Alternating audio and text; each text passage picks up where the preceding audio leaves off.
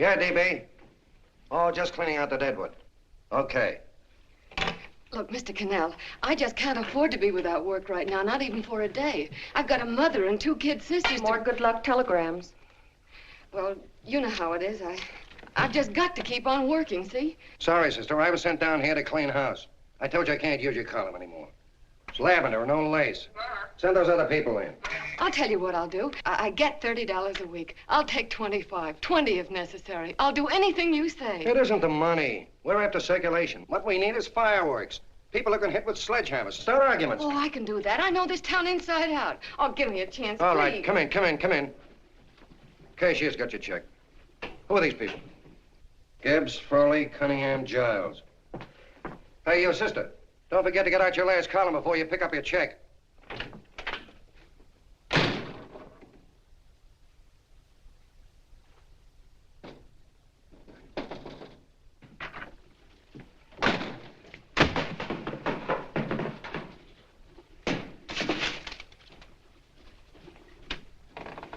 You're a couple of sticks shy in your column, man. Big rich slob like D.B. Norton buys a paper and 40 heads are chopped off.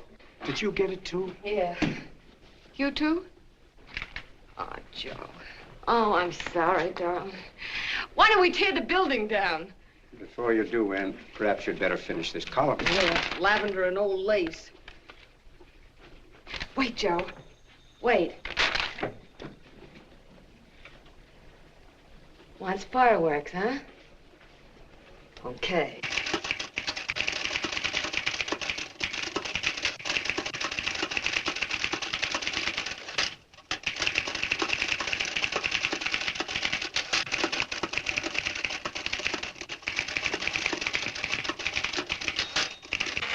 Here. Below is a letter which reached my desk this morning. It's a commentary on what we laughingly call a civilized world. Dear Miss Mitchell, 4 years ago, I was fired out of my job. Since then, I haven't been able to get another one. At first, I was sore at the state administration because it's on account of the slimy politics here we have all this unemployment. But in looking around, it seems the whole world's going to pot. So in protest, I'm going to commit suicide by jumping off the City Hall roof. Signed, a disgusted American citizen, John Doe. Editor's note, if you ask this column, the wrong people are jumping off the roofs. Hey, Ann, this is the old fakeroo, isn't it? Never mind that, Joe. Go ahead. Sorry.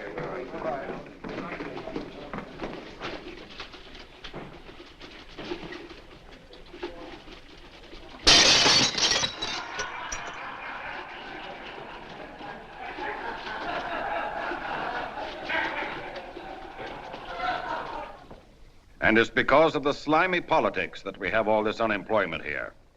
There it is. That's D.B. Norton's opening attack on the governor. Why, Jim, it's just a letter sent into a column. No, I can smell it. That's Norton. Good morning, gentlemen. Good morning, Governor. Morning, Governor. You're rather early. Governor, did you happen to see this in a new bulletin? Yes. I had it served with my breakfast this morning. Jim thinks it's D.B. Norton at work. Of course it is. Oh, come, Jim. That little item, D.B. Norton does things in a much bigger way. This is his opening attack on you, Governor. Take my word for it. What did he buy a paper for? Why did he engage a high-pressure editor like Cannell for? He's in the oil business. I tell you, Governor, he's after your scalp. All right, Jim, all right. Don't burst a blood vessel. I'll look into it. Will you get me Spencer of the Daily Chronicle, please? Yes, I saw it, Governor. If you ask me, that's a phony letter. Why, that gag has got whiskers on it. Okay, I'll get the mayor and maybe the Chamber of Commerce to go after them. Get Mayor Lovett on the phone. Sorry, the mayor's busy on the other phone. Yes, I know, Mrs. Brewster. It's a terrible reflection on our city. I've had a dozen calls already. Spencer of the Chronicle. Hold him. Just a minute. Yes, Mrs. Brewster. I'm listening. I insist that this John Doe man be found and given a job at once. Now, if something isn't done about it, I'll call out the whole auxiliary. Yes, and the junior auxiliary, too. We'll hold a meeting and see that it is. Yes, Spencer? Who? The governor? Well, what about me? It's my building he's jumping off of, and I'm up for re-election, too. What are you doing? Get Cannell at the bulletin. Why, he's liable to go right past my window. Get me Cannell. What was that? What? Out the window. Something just flew by. I didn't see anything. Well, don't stand there, you idiot. Go and look. Open the window. Oh, why did he have to pick on my building? Is there a crowd in the street? No, sir. Then maybe he's caught on a ledge. Look again. I think it must have been a seagull. A seagull? What's a seagull doing around the city hall? That's a bad omen, isn't it? Oh, no, sir. The seagull is a lovely bird. It's all right, Mrs. Brewster. It was just a seagull. Can I help? Nothing's happened yet. No, I'm watching. Don't worry, Mrs. Brewster. Just leave it all to me. Spencer, I'll call you back. Hello, Cannell? What are you doing? This is the mayor. Yes, Mayor Lovett. How many times are you going to call me? I've got everybody and his brother and sister out looking for him. Did you see the box I'm running? An appeal to John Doe. Think it over, John. Life can be beautiful, says Mayor. If you need a job, apply to the editor of this paper and so forth and so forth. Okay, Mayor, I'll let you know as soon as I have something. What? Well, pull down the blinds. Went up to Miss Mitchell's house, boss. Boy, she's in a bad way. Where is she? Hey, do you know something? She supports a mother and 2 kids. What do you know about that? Did you find her? No. Her mother's awful worried about her. When she left the house, she said she was going on a roaring drunk. The girl, I mean. Go out and find her. Sure. Hey, but the biggest thing I didn't tell you, her old man's Doc Mitchell. You know the doctor saved my mother's life and wouldn't take any money for it? You remember that. Okay, boss, I'll go and look for her. Holy smokes, Commissioner, you've had 24 hours. Okay, Hawkshaw, grab a pencil. Here it is again. About 5'5", brown eyes, light chestnut hair, and as fine a pair of legs as ever walked into this office. Did you want to see me? No. I've had the whole Army and Navy out searching for you because that's a game we play here every day. I remember distinctly being fired. That's right. But you have a piece of property that still belongs to this newspaper, and I'd like to have it. What's that? The letter. What letter? The letter from John Doe. Oh, The whole town's in an uproar. We've got to find him, and the letter's the only clue. there is no letter. We'll get a handwriting expert to... What? There is no letter. Say that again. There's no letter. I made it up. You made it up. Mm-hmm. You said you wanted fireworks. Don't you know there are 9 jobs waiting for this guy? 22 families want to board him free. 5 women want to marry him, and the mayor's practically ready to adopt him, and you... Just call the morgue, boss. They said there's a girl there. Shut up. Ann! Say, why didn't you... Beatty. Only one thing to do, Hank. Drop the whole business quickly. How? Run a story. Say John Doe was in here and is sorry he wrote the letter and... That's right. They've got it, sure. He came in here, and I made him change his mind. Bulletin editor saves John Doe's life. Why, it's perfect. I'll have Ned write it up. Oh, Ned, I got a story I want you to... Wait a minute. Listen, you great, big, wonderful genius of a newspaper man. You came down here to shoot some life into this dying paper, didn't you?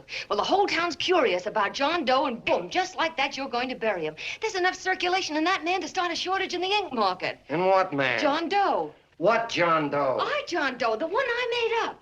Look, genius, now look. Suppose there was a John Doe and he walked into this office. What would you do? Find him a job and forget about the whole business, I suppose, huh? Not me. I'd make a deal with him. A deal? Sure, when you get hold of a stunt that sells papers, you don't drop it like a hot potato. Well, this is good for at least a couple of months. You know what I'd do? Between now and, let's say, Christmas when he's gonna jump, I'd run a daily on. Starting with his boyhood, his schooling, his first job. A wide-eyed youngster facing a chaotic world. The problem of the average man, of all the John Does in the world. Now, then comes the drama. He meets discouragement. He finds the world his feet of clay. His ideals crumble. So what does he do? He decides to commit suicide and protest against the state of civilization. He thinks of the river, but no. No, he has a better idea. The city hall. Why? Because he wants to attract attention. He wants to get a few things off his chest, and that's the only way he can get himself heard. So? So he writes me a letter, and I dig him up. He pours out his soul to me. And from now on, we quote, I protest by John Doe. He protests against all the evils in the world. The greed, the lust, the hate, the fear. All of man's inhumanity to man. Arguments will start. Should he commit suicide or should he not? People will write in pleading with him. But no, sir. John Doe will remain adamant. On Christmas Eve, hot or cold, he goes. See? Very pretty. Very pretty indeed, Miss Mitchell. But would you mind telling me who goes on Christmas Eve? John Doe. What John Doe? The one we hire for the job, you lunkhead. Wait a minute. Let me get this through this lame brain of mine. Are you suggesting we go out and hire someone to say he's going to commit suicide on Christmas Eve? Is that it? Well, you're catching on. Who, for instance? Anybody. Beanie'll do. Why, sure. Who, me? Jump off a... Oh, no, any time at Christmas. I'm superstitious.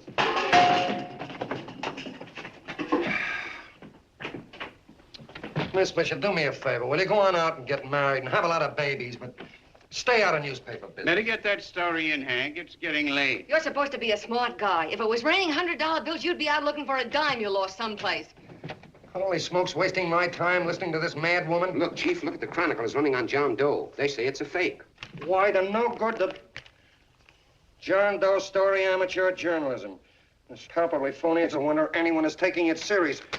What do you think of those guys? That's fine. That's fine. Now fall right into their laps. Go ahead. Say John Doe walked in and called the whole thing off. You know what that's going to sound like on top of this. That's all, Ned. Thank you. All right. Amateur journalism, huh? Why, that bunch of sophomores, I can teach them more about... Hey, boss, get a load of this. What? Look. What do they want? They all say they wrote the John Doe letter. Oh, they all wrote the letter. Tell them all to wait. Look, Mr. Cannell, one of those men is your John Doe. They're desperate and will do anything for a cup of coffee. Pick one out and you can make the Chronicle eat their words. I'm beginning to like this. If you ask me, Hank, you're playing around with dynamite. No. The gal's right. We can't let the Chronicle get the laugh on us.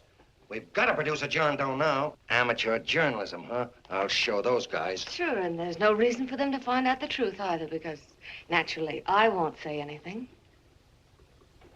Okay, sister, you get your job back. Plus a bonus. What bonus? Or the bonus of $1,000 the Chronicle was going to pay me for this little document. You'll find it says that I, Ann Mitchell, hereby certify that the John Doe letter was created by me. I can read. Sorry. You think this is worth $1,000, do you? Oh, the Chronicle would consider it dirt cheap. Packs everything, including a gun. Okay, sister, you got yourself a deal. Now let's take a look at the candidates. The one we pick has got to be the typical average man. Typical American that can keep his mouth shut. Show me an American who can keep his mouth shut and I'll eat him. Okay, Beanie, bring him in one at a time.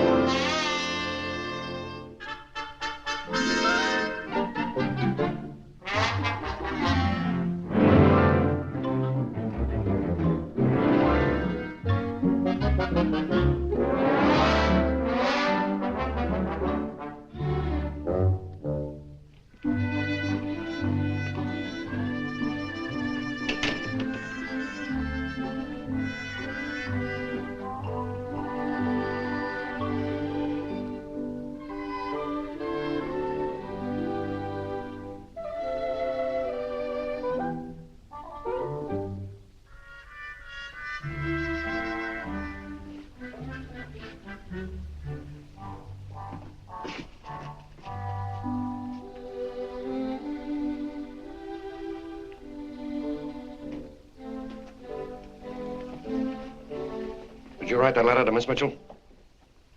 No, I didn't. What are you doing up here, then? Well, the paper says there were some jobs around loose. Thought there might be one left over. Had any schooling? Yeah, a little. What do you do when you work? I used to pitch. Baseball?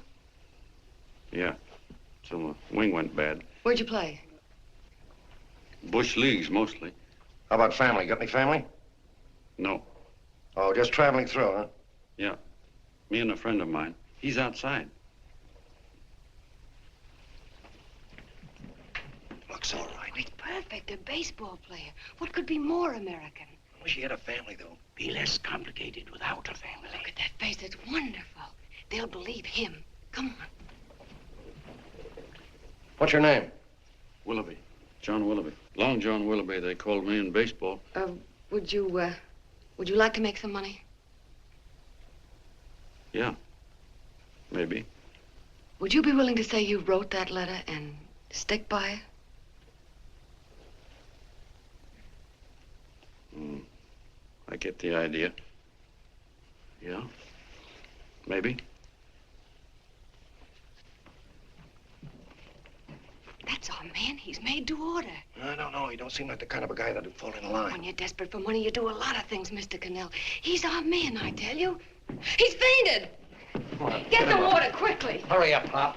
Oh. Right here, sit down. You all right? Yeah, I'm all right. How many is that, 6?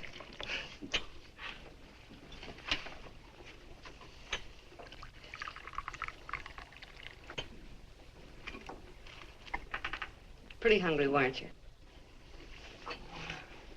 All this John Doe business is batty, if you ask me. Well, nobody asked you. Trying to improve the world by jumping off buildings. You couldn't improve the world if the buildings jumped on you. Don't mind the colonel. He hates people. He likes you well enough to stick around. Well, that's because we both play doohickeys.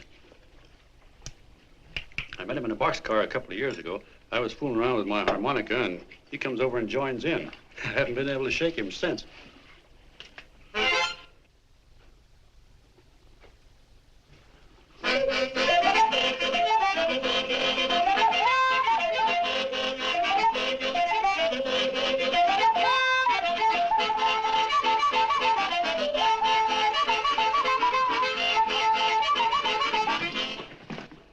Here he is. No, you can't take pictures of him like that, eating a sandwich and with a beard. But he's going to jump off a building. Yes, but not because he's out of a job. That's not news. This man's going to jump as a matter of principle. Well, maybe you're right. We'll clean him up and put him in a hotel room under bodyguards. We'll make a mystery out of him. Did you speak to Mr. Norton? Thinks it's terrific. Says for us to go the limit. Wants us to build a bonfire under every big shot in the state. Oh, swell. Is that the contract? Yeah. What's he doing here? Friend of his. They play duets together. Duets? But can we trust him? Oh. I trust him. Oh, you trust him, eh? Well, that's fine. I suppose he trusts you, too. Oh, stop worrying. He's all right. Okay, but we don't want more than a couple of hundred people in on this thing. Now, the first thing I want is an exact copy of the John Doe letter in your own handwriting. I've got it already. Here. Well, that's fine. Now, I want you to sign this agreement. It gives us an exclusive story under your name, day by day, from now until Christmas. On December 26th, you get one railroad ticket out of town. And the bulletin agrees to pay to have your arm fixed. That's what you want, isn't it? Yeah, but it's got to be by Bonesetter Brown. Okay, Bonesetter Brown goes. Here, sign it. Meanwhile, here's $50 spending money. That's fine. Beanie? Yes, boss. Take charge of him. Get him a suite at the Imperial and hire some bodyguards. Yeah, and some new clothes, Beanie. You think we better have him deloused? Yeah. Both of them? Yes, both of them, but don't let them out of your sight. Hey, Beanie, gray suit, huh? Yeah.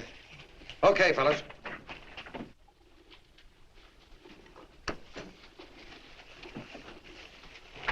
Take it easy, John Doe.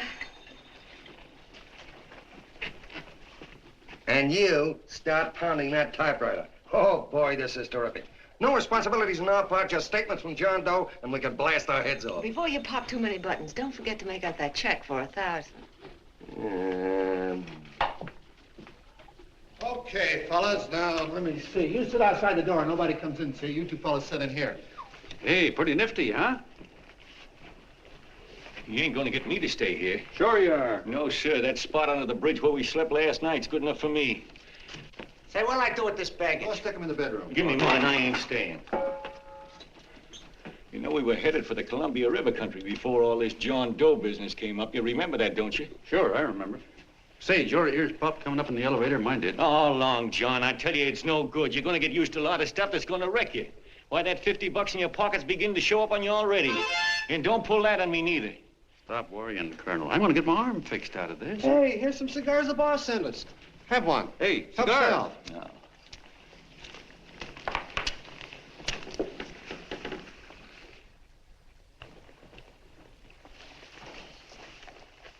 Say, I'll bet you even the major leaguers don't rate an outfit like this. Here, make yourself comfortable. Paper? I don't read no papers, and I don't listen to radios either. I know the world's been shaped by a drunken barber, and I don't have to read it. I've seen guys like you go under before.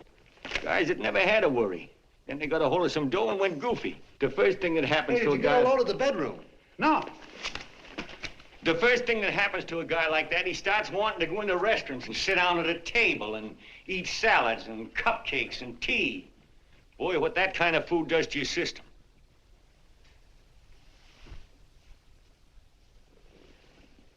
The next thing the dope wants is a room. Yes, sir, a room with steam heat and curtains and rugs. And before you know it, he's all softened up and he can't sleep unless he has a bed. Hey, stop worrying, Colonel. $50 ain't gonna ruin me. I've seen plenty of fellas start out with $50 and wind up with a bank account. Hey, what's the matter with the bank account anyway? And let me tell you, Long John, when you become a guy with a bank account, they got you. Yes, sir, they got you.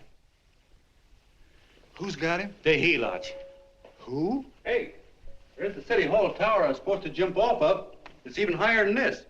Who's got him? The helots. Woo! Hey, wait a minute! You're not supposed to jump on Christmas Eve. Do you want to get me in a jam? If it's going to get you in a jam, we'll do you a favor. I won't jump. And when they got you, you got no more chance than a road rabbit. Hey, who'd you say was gonna get him? Say, is this one of those places where you ring if you want something? Yeah, just use the phone. Boy, I've always wanted to do this. Hey, Doc, look. Look, Doc. Give me that again, will you? Who's gonna get him? The helots. Who are they? Listen, Sucky, you ever been broke? Sure, mostly often. All right. You're walking along. Not a nickel in your jeans. You're free as the wind. Nobody bothers you. Hundreds of people pass you by in every line of business. Shoes, hats, automobiles, radios, furniture, everything. And they're all nice, lovable people. And they let you alone. Well, is that right? Then you get a hold of some dough, and what happens? All those nice, sweet, lovable people become helots. A lot of heels. They begin creeping up on you, trying to sell you something. They get long claws, and they get a stranglehold on you. And you squirm, and you duck, and you holler, and you try to push them away, but you haven't got a chance. They got you. First thing you know, you own things. A car, for instance. Now your whole life is messed up with a lot more stuff. You get license fees, and number plates, and gas, and oil, and taxes, and insurance, and identification cards, and letters, and bills, and flat tires, and dents, and traffic tickets, and motorcycle cops, and courtrooms, and lawyers, and fines, and 1,000,001 other things. And what happens? You're not the free and happy guy you used to be. You gotta have money to pay for all those things. So you go after what the other fellas got. And there you are. You're a helot yourself.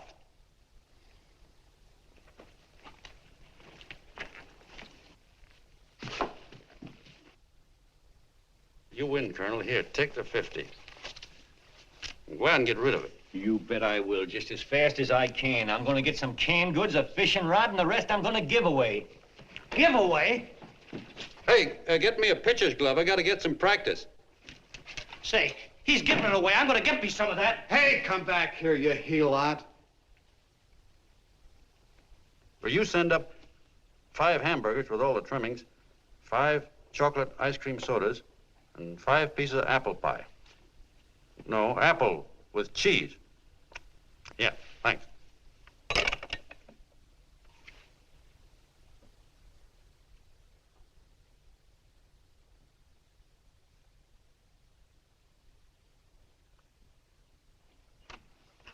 Hello there. Well, well.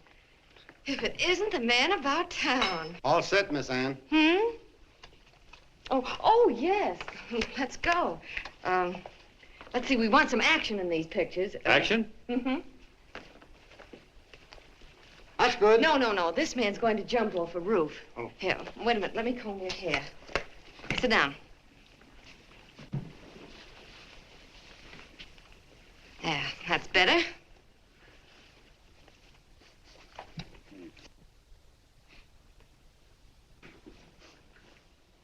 You know, he's got a nice face, hasn't he? Yeah, he's pretty.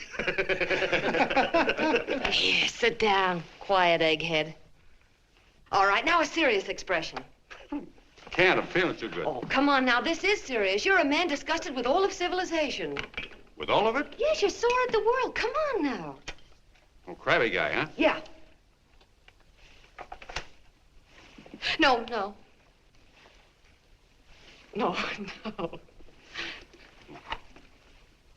No, look. You don't have to smell the world. Well, all those guys in the picture Never mind stand... those guys. All right, stand up. Now, let's see what you look like when you protest. Against what? Against anything. Just protest. You got me. Oh, look, I'm the umpire, and you just cut the heart of the plate with your fast one, and I called it a ball. What would you do? Oh, you did, huh? Yeah. Why can't you call him right, you boneheaded... Grab it, Eddie, grab it!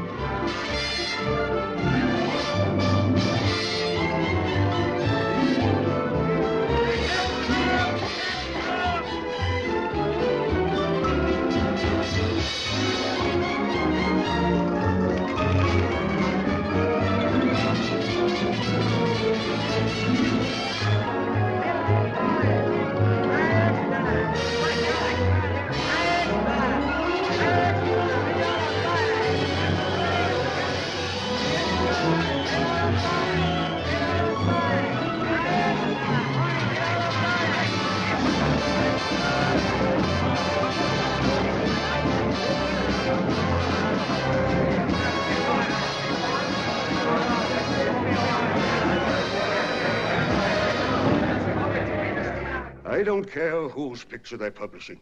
I still say that this John Doe person is a myth, and you can quote me on that. And I'm going to insist on his being produced for questioning. You know as well as I do that this whole thing is being engineered by a vicious man with a vicious purpose, Mr. D.B. Norton.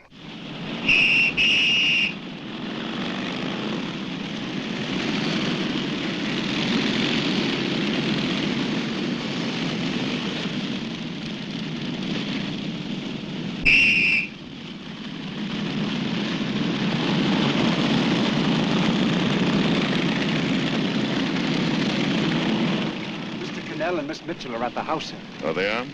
All right, come on. Personally, I think it's just plain stupidity to drop it. Now, you should see his fan mail, thousands. Why, it's going over like a house afire. What are you afraid of, Canal? It's doubled our circulation. Yeah, but it's got everybody sore. Ads are being pulled. The governor's starting a libel suit. What's more, they all know John Doe's a phony, and they insist on seeing Well, what about it? Let them see him. We'll go on one better. They can also hear him. You own a radio station, Mr. Norton. Why not put him on the air? Watch out for this damn DB. She'll drive you batty. Oh, Look, we can't let him get to this Bush League pitcher and start pumping him. Good night.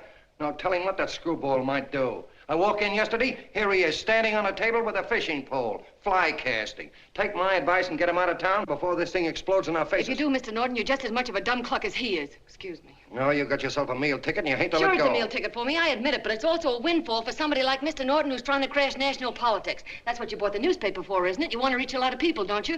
Well, put John Doe in the air and you can reach 130 million of them. He can say anything he wants and they'll listen to him. All right, we'll forget the governor and the mayor and all the small fry like that. This can arouse national interest. If he made a hit around here, he can do it every place else in the country. And you'll be pulling the strings, Mr. Norton. Go down to the office and arrange for some radio time. What, DB, you're not going to I want it as soon as possible. Okay. I just came in to get warm myself. Come on, let's go.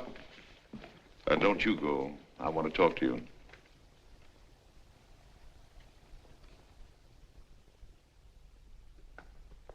Sit down.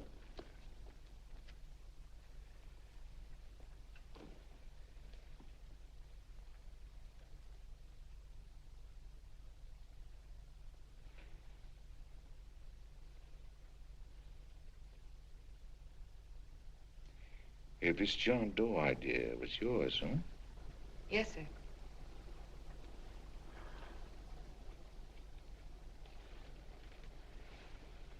How much money do you get? $30.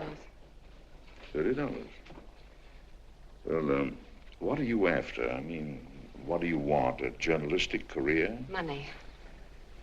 Money? Well, I'm glad to hear somebody admit it. Do you suppose you could write a radio speech that would put that fellow over? Oh, I'm sure I can. Do it, and I'll give you $100 a week. $100? That's only the beginning. You play your cards right, and you'll never have to worry about money again. Oh, I know it. Hello. Hello. Whenever there's a pretty woman around.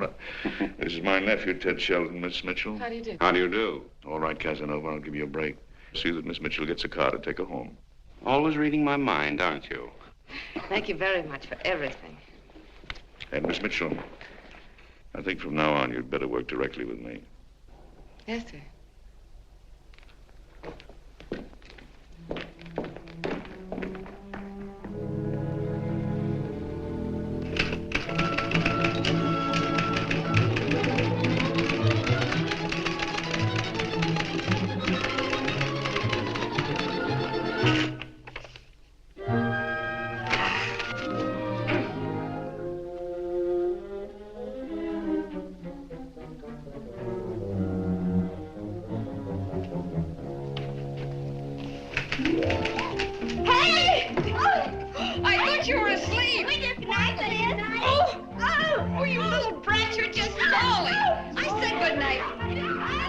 Come, children. It's past your bedtime. Go on, Mama.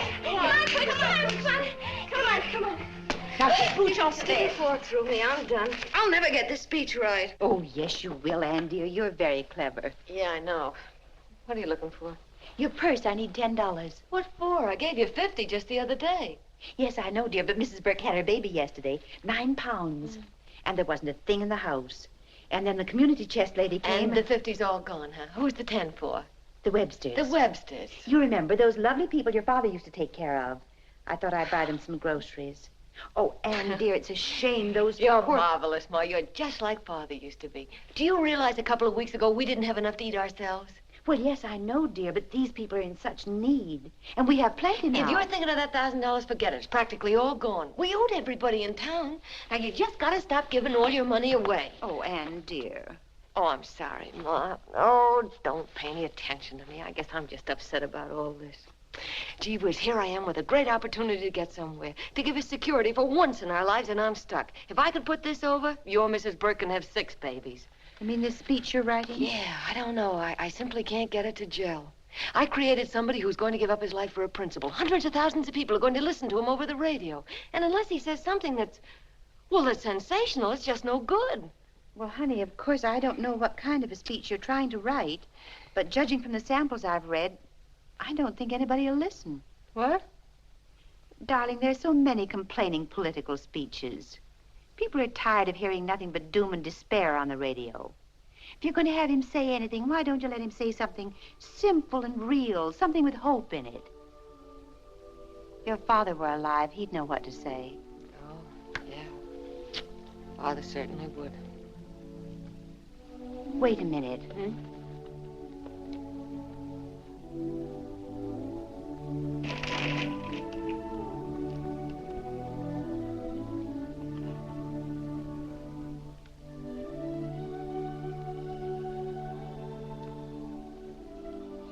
That's your father's diary, Anne.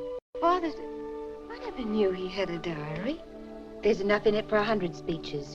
Things people ought to hear nowadays. You'll be careful of it, won't you, dear? It's always helped to keep your father alive for me. You bet I will, Ma. Wait a minute. John Doe don't want to sign no autographs. Well, what does he do all day? What does he do all day? He's writing out his memories. Sorry, lady, you can't see Mr. Doe. He wants to be alone. No, he just sits around all day and commutes with himself.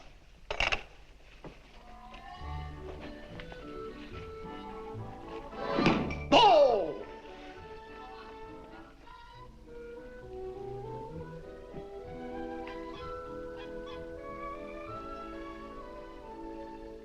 I don't know how you're going to stand it around here till after Christmas. I'll bet you ain't heard a train whistle in 2 weeks.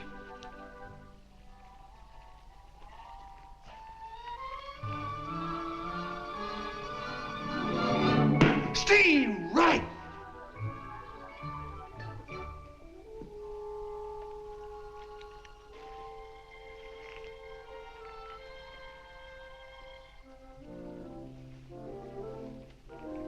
I know why you're hanging around.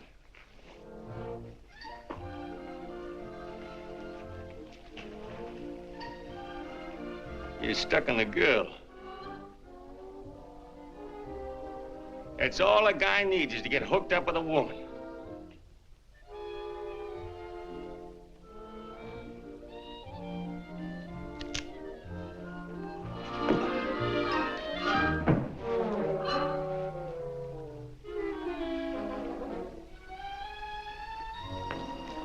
What was that, a single? First baseman dropped the ball. Butterfingers. Tough luck, pal.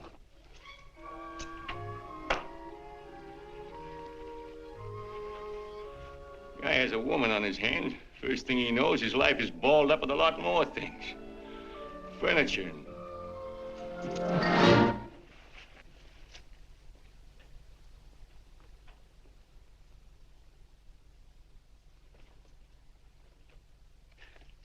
Did you get him? You're out. Swell. What's this, the end of the 8th? 9th.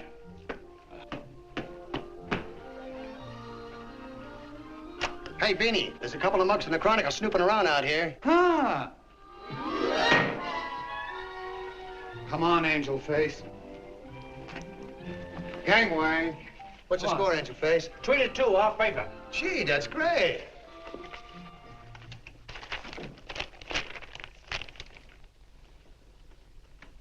Hey, you got swell form there. Must have been a pretty good pitcher. Pretty good. Say, I was just about ready for the major leagues when I chipped a bone in my elbow. I got it pitching a 19-inning game. 19? Yeah. There was a major league scout there watching me, too. And he came down after a game with a contract. You know what? I couldn't lift my arm to sign it. I'll be okay, though, as soon as I get it fixed up. It's too bad. What do you mean, too bad? Huh? Oh, that you'll never be able to play again. What are you talking about? I just told you I was going to get Well, you know how they are in baseball if a guy's mixed up in a racket. Racket? What do you mean? Well, I was just thinking about this John Doe business. Why, as soon as it comes out it's all a fake, you'll be washed up in baseball, won't you? Yeah. Hey, doggone. I never thought about that.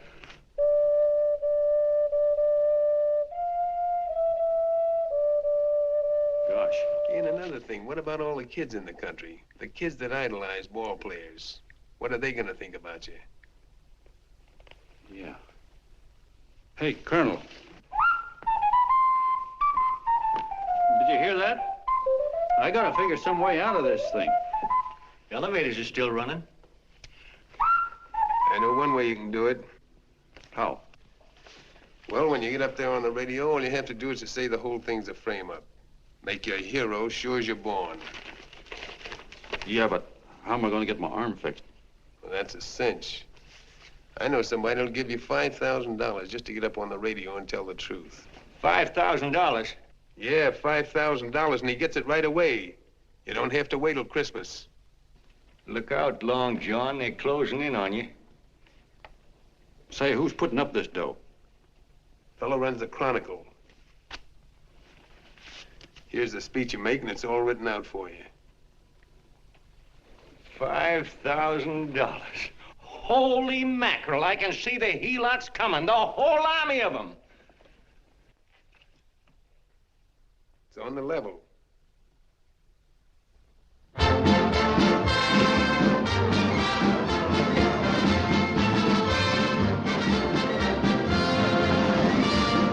No, I'm sorry.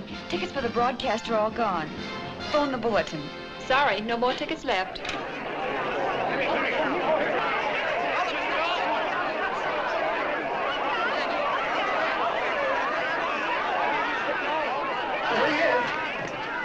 Hello, John. All set for the big night? Swell. Turn around.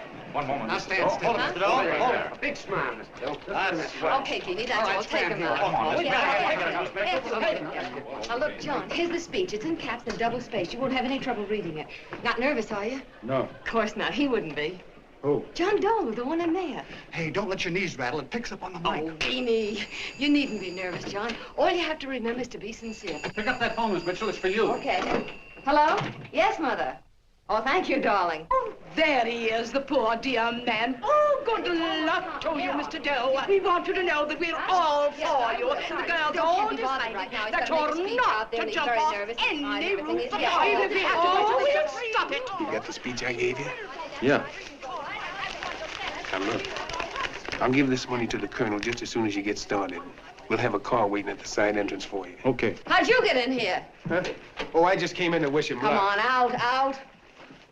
Mother says good luck, too. John, when you read that speech, please believe every word of it. He's turned out to be a wonderful person, John. Who? John Doe, the one in the speech. Oh. You know something? I've actually fallen in love with him. All right, there he is, sister. Now, come on, plenty of both. What's the idea? No, that's too much. That's not so much. Come on. That's it. Oh, this is no time for cheap publicity, Mr. Cannell. Listen, if that guy lays an egg, I want to get something out of it. I'm getting a Jane Doe ready. Oh, come on. Here. Will you, fellas? Here you Give me a are. All right, chance. that's I have to raise just one more, will you, please? That's fine, honey. You go ahead. All right, I After need you've one been more. You've done everything. Go ahead. How you doing? Oh. All right, Benny, bring him in. Holy smoke, a half a helot. There you are, boss, just like you ordered. Symbols of little people. Okay, get him up. All right, young fella. This is ridiculous, Mr. Cannell. Come on, give me a chance. The man's on the airplane. Come on, shut up. Oh, fellas, of course you can have all the pictures you want afterwards. No, come on, afterwards. You can have a... Come on, that's right. Afterwards, you can get all the pictures you want. Thank you very much. Come on, will you? Afterwards, that's right. Come on, Snooks, you've got to bail out. Okay, goodbye, Mr. Doe. Beanie. All right. Better get ready. 1 minute to go. Wow, 1 minute to go and the score is nothing to nothing. Now, please, John, you won't let me down, will you? Will you? Of course you won't. If you'll just think of yourself as the real John Doe. Listen, everything in that speech are things a certain man believed in. He was my father, John. And when he talked, people listened. And they listened to you, too.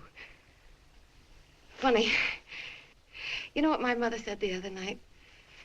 She said to look into your eyes, that I'd see Father there.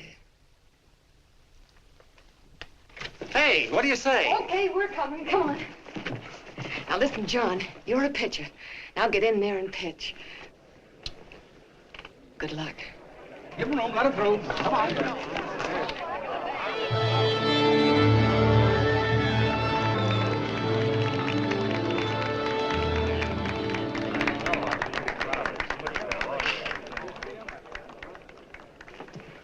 Hey, let's get out of here. There's the door right there. Hey, what are you doing here? That's what I'd like to know. Come on, out. Hey, he's a friend of mine. Never mind, let him alone. He's all right. I'll be right over there pulling for you. No, John, over here.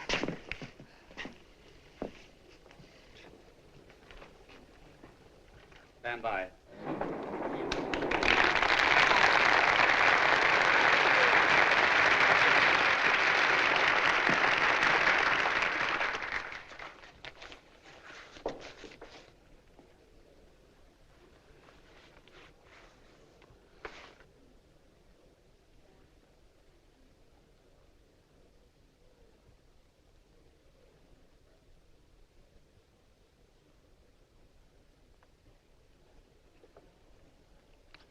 Phone the Chronicle. Tell them to start getting those extras out.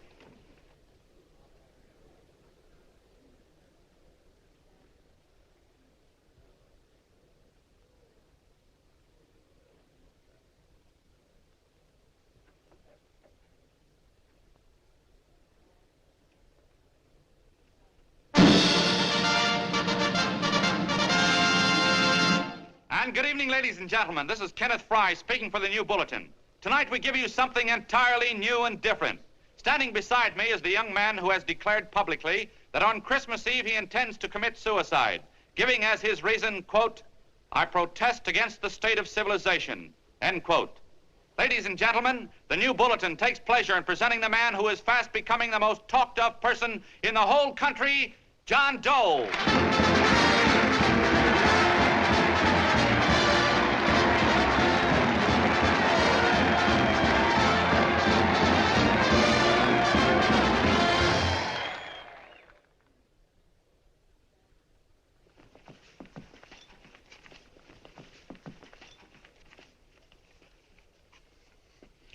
Ladies and gentlemen, I am the man you all know as John Doe. I took that name because it seems to describe the average man. And that's me. And that's me. Well, it was me before I said I was going to jump off the city hall roof at midnight on Christmas Eve. Now I guess I'm not average anymore. Now I'm getting all sorts of attention. From big shots, too. We've been double-crossed. The mayor and the governor, for instance. They don't like those articles I've been writing. You're an imposter, young fella. That's a pack of lies you're telling. Who wrote that speech for you? Benny, get that gun. Hey, Ken.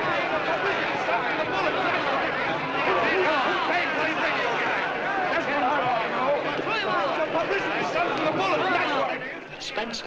Ladies and gentlemen, the disturbance you just heard was caused by someone in the audience who tried to heckle Mr. Doe. The speech will continue.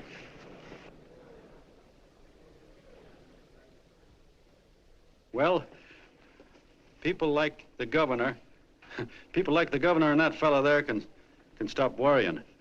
I'm not going to talk about them. I'm going to talk about us, the average guys, the John Does.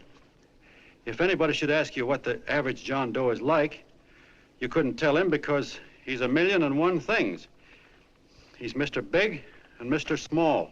He's simple and he's wise. He's inherently honest, but he's got a streak of larceny in his heart. He seldom walks up to a public telephone without shoving his finger into the slot to see if somebody left a nickel there.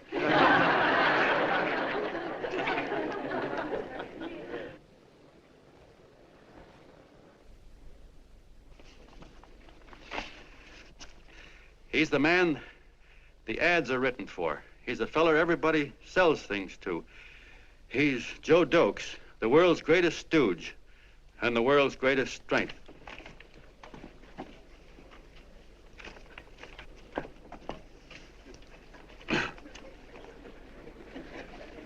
Yes, sir. Yes, sir, we're a great family, the John Does. We are the meek who are supposed to inherit the earth. You'll find us everywhere. We raise the crops, we dig the mines, work the factories, keep the books, fly the planes, and drive the buses. And when a cop yells, "Stand back there, you," he means us, the John Does. Well, what kind of a speech is that? Didn't you read it? We've existed since time began. We built the pyramids. We saw Christ crucified, pulled the oars for Roman emperors, sailed the boats for Columbus, retreated from Moscow with Napoleon, and froze with Washington at Valley Forge. Yes, sir. We've been in there dodging left hooks since before history began to walk. In our struggle for freedom, we've hit the canvas many a time, but we always bounce back because we're the people, and we're tough.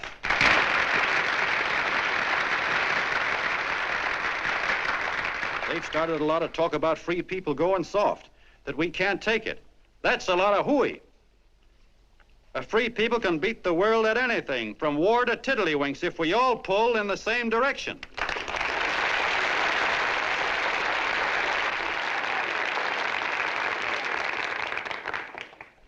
I know a lot of you are saying, "What can I do? I'm just a little punk. I don't count." Well, you're dead wrong. The little punks have always counted, because in the long run, the character of a country is the sum total of the character of its little punks.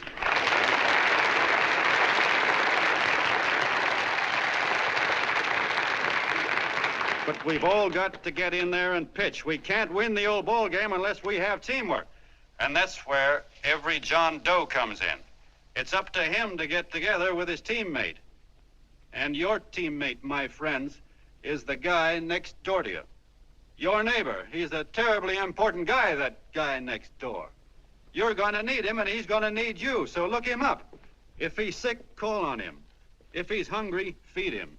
If he's out of a job, find him one. To most of you, your neighbor is a stranger, a guy with a barking dog and a high fence around him. Now, you can't be a stranger to any guy that's on your own team. So tear down the fence that separates you. Tear down the fence, and you'll tear down a lot of hates and prejudices. Tear down all the fences in the country, and you'll really have teamwork.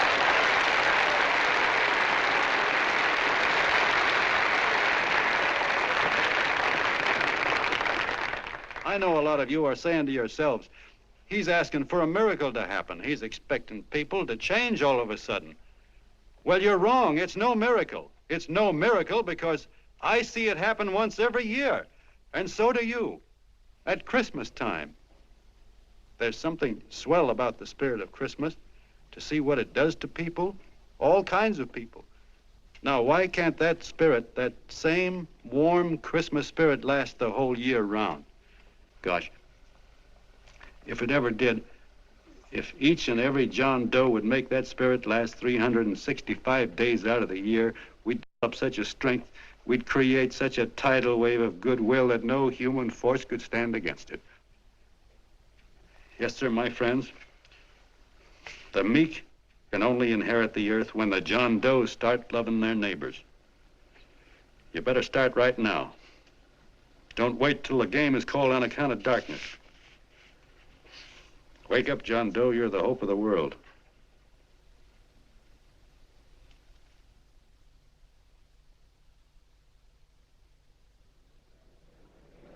John, you were wonderful.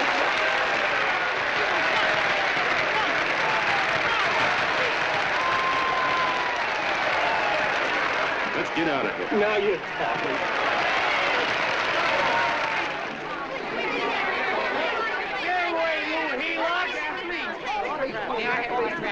Please, hey!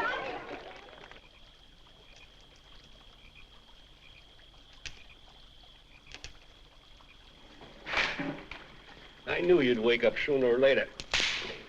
Boy, am I glad we got out of that mess. I had the $5,000 sewed up. Could have been on my way to old Doc Brown. You're a pitcher, John, she says. Now, go in there and pitch. What a sucker. Yeah, she's a heel-out just like the rest of them. It's lucky you got away from her. What was I doing up there making a speech anyway? Me, huh? Geez, the more I think about it, the more I could... Tear down all the fences. Why, if you tore one picket off of your neighbor's fence, he'd sue you. $5,000 had it right in my hand. What do you mean he ran away? Well, go after him, find him. That man is terrific.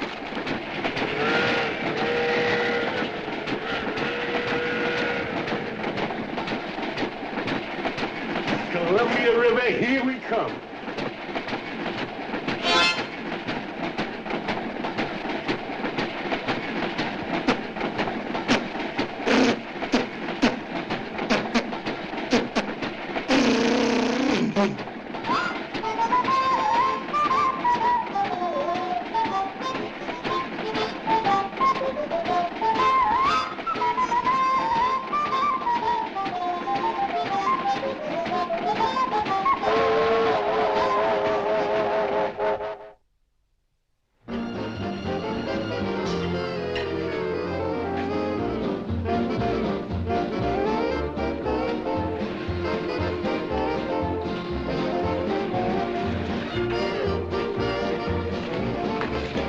Jitterbugs. Yeah. Say, how much money we got left? 4 bits. Better make it donuts, huh? Yeah.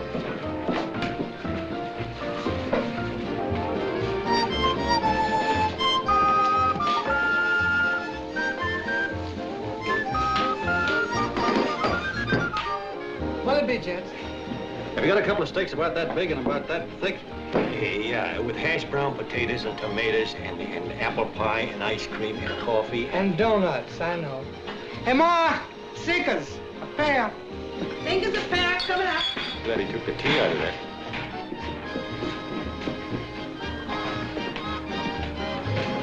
Hey, look.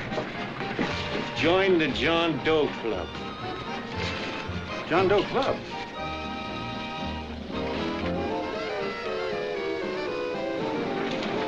Uh-oh. You John Doe? Who? John Doe. Why you need glasses, buddy? Oh, but it's a spitting image of John Doe. Yeah, but his name is Willoughby. I'm John Willoughby. I'm a baseball player. Sure. Oh, no, I'd know that voice anyway. You can't kid me. You John Doe. Hey, Ma! Ma! That's John Doe. John Doe. Yeah, sitting right there, big as life. Who'd you say it was? John Doe, the big guy there. Pictures in the paper. That's John Guy. John Doe. John Doe. Sitting right there, John Doe. Hey, operator. Dan's Beanery. Look, call everybody in town. John Doe was just in my place. Yeah, he ordered donuts.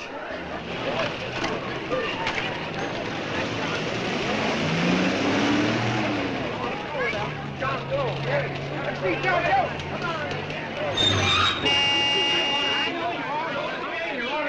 John Doe, we're all neighbors, but my office is packed like a sardine box. What does John Doe look like, Mr. Mayor? Oh, he's one of those great big outdoor type men. No, you can't see him. You didn't vote for me the last time. Shame on you. What are you doing there? Get off my front porch anyhow. Mr. Norton come yet? Oh, well, I wonder where he's at. What's keeping him? He should have been here 15 minutes ago. Oh, there he comes now. Now, everybody on your dignity. Don't do anything to disgrace us. A little town, but we got to show off. Better let me talk to him. All right, but present it to him as a great cause for the common man. Ah, here they come. Now, give him room down there. Give him room, folks. Come on now. Come on. Here they come. Here they come. Here's Mr. Norton. How do you do, Mr. Norton? I'm Mayor Hawkins. Here's Mr. Norton. Let me go, you darn fool. I'm the mayor. Mr. Norton. Mr. Norton. Mr. Norton. I'm Mayor Hawkins. Your office telephoned me to hold him. Well, that's fine. How is he? Oh, he's fine. He's right in my office there. You know, it's a great honor having John Doe here, and you too. Haven't had so much excitement since the old city hall burned down. People are so excited they nearly tore his clothes off. Oh, Matilda, darling, phone the newspapers, tell them Mr. Norton's here. Step right inside, Mr. Norton. My office. Very comfortable here, Mr. Norton. Just had it air conditioned. Gangway, please. Get room for Mr. Norton. Gangway. Gangway. Here he is, Mr. Norton. Well taken care of. The neighbors are serving him a light lunch. Hello, John. Well, Mr. Mayor, if you don't mind, we'd like to talk to him alone. Why, certainly, certainly. All right, everybody. Clear out. No, but you... Everybody, quickly now. Come on. Come on. That's it. All right. Don't argue with me here. Wait till we get home. Don't you push me around like that. Even though I'm your wife, you can't push me around. Look, Mr. Norton, I think you got a lot of nerve having those people hold us here. There's nobody holding you here, Mr. Doe. It's only natural that There's nobody holding us here. Let's get going. Incidentally, my name isn't Doe. It's Willoughby. Look, John, something terribly important's happened. They're forming John Doe clubs. We know of 8 already, and they say that there's John Doe clubs? What for? To carry out the principles you talked about in your radio speech. I don't care what they're forming. I'm on my way, and I don't like the idea of being stopped either. Oh, but you don't know how big this thing is. You should see the thousands of telegrams we've received and what they're saying about you. Look, it started as a circulation stunt, didn't it? Well, you got your circulation. Now, why don't you let me alone? Oh, it started as a circulation stunt, but it isn't anymore. Mr. Norton wants to get back of it and sponsor John Doe clubs all over the country. He wants to send you on a lecture tour. Me? Uh-huh. Well, certainly, with your ability to influence people, it might grow into a glorious movement. Say, let's get something straight here. I don't want any part of this thing. If you got an idea I'm going around lecturing the people, why, you're crazy. Baseball's my racket, and I'm sticking to it. Come on, Colonel, let's get out of here. John, please. I just got rid of one crowd. Oh, but please, Mr. Mayor, tell him the John Doe Club wants to talk to him. Let them in, Mr. Mayor. Let them come in. Okay, folks, but remember your manners. No stampeding. Walk slow, like you do when you come to pay your taxes.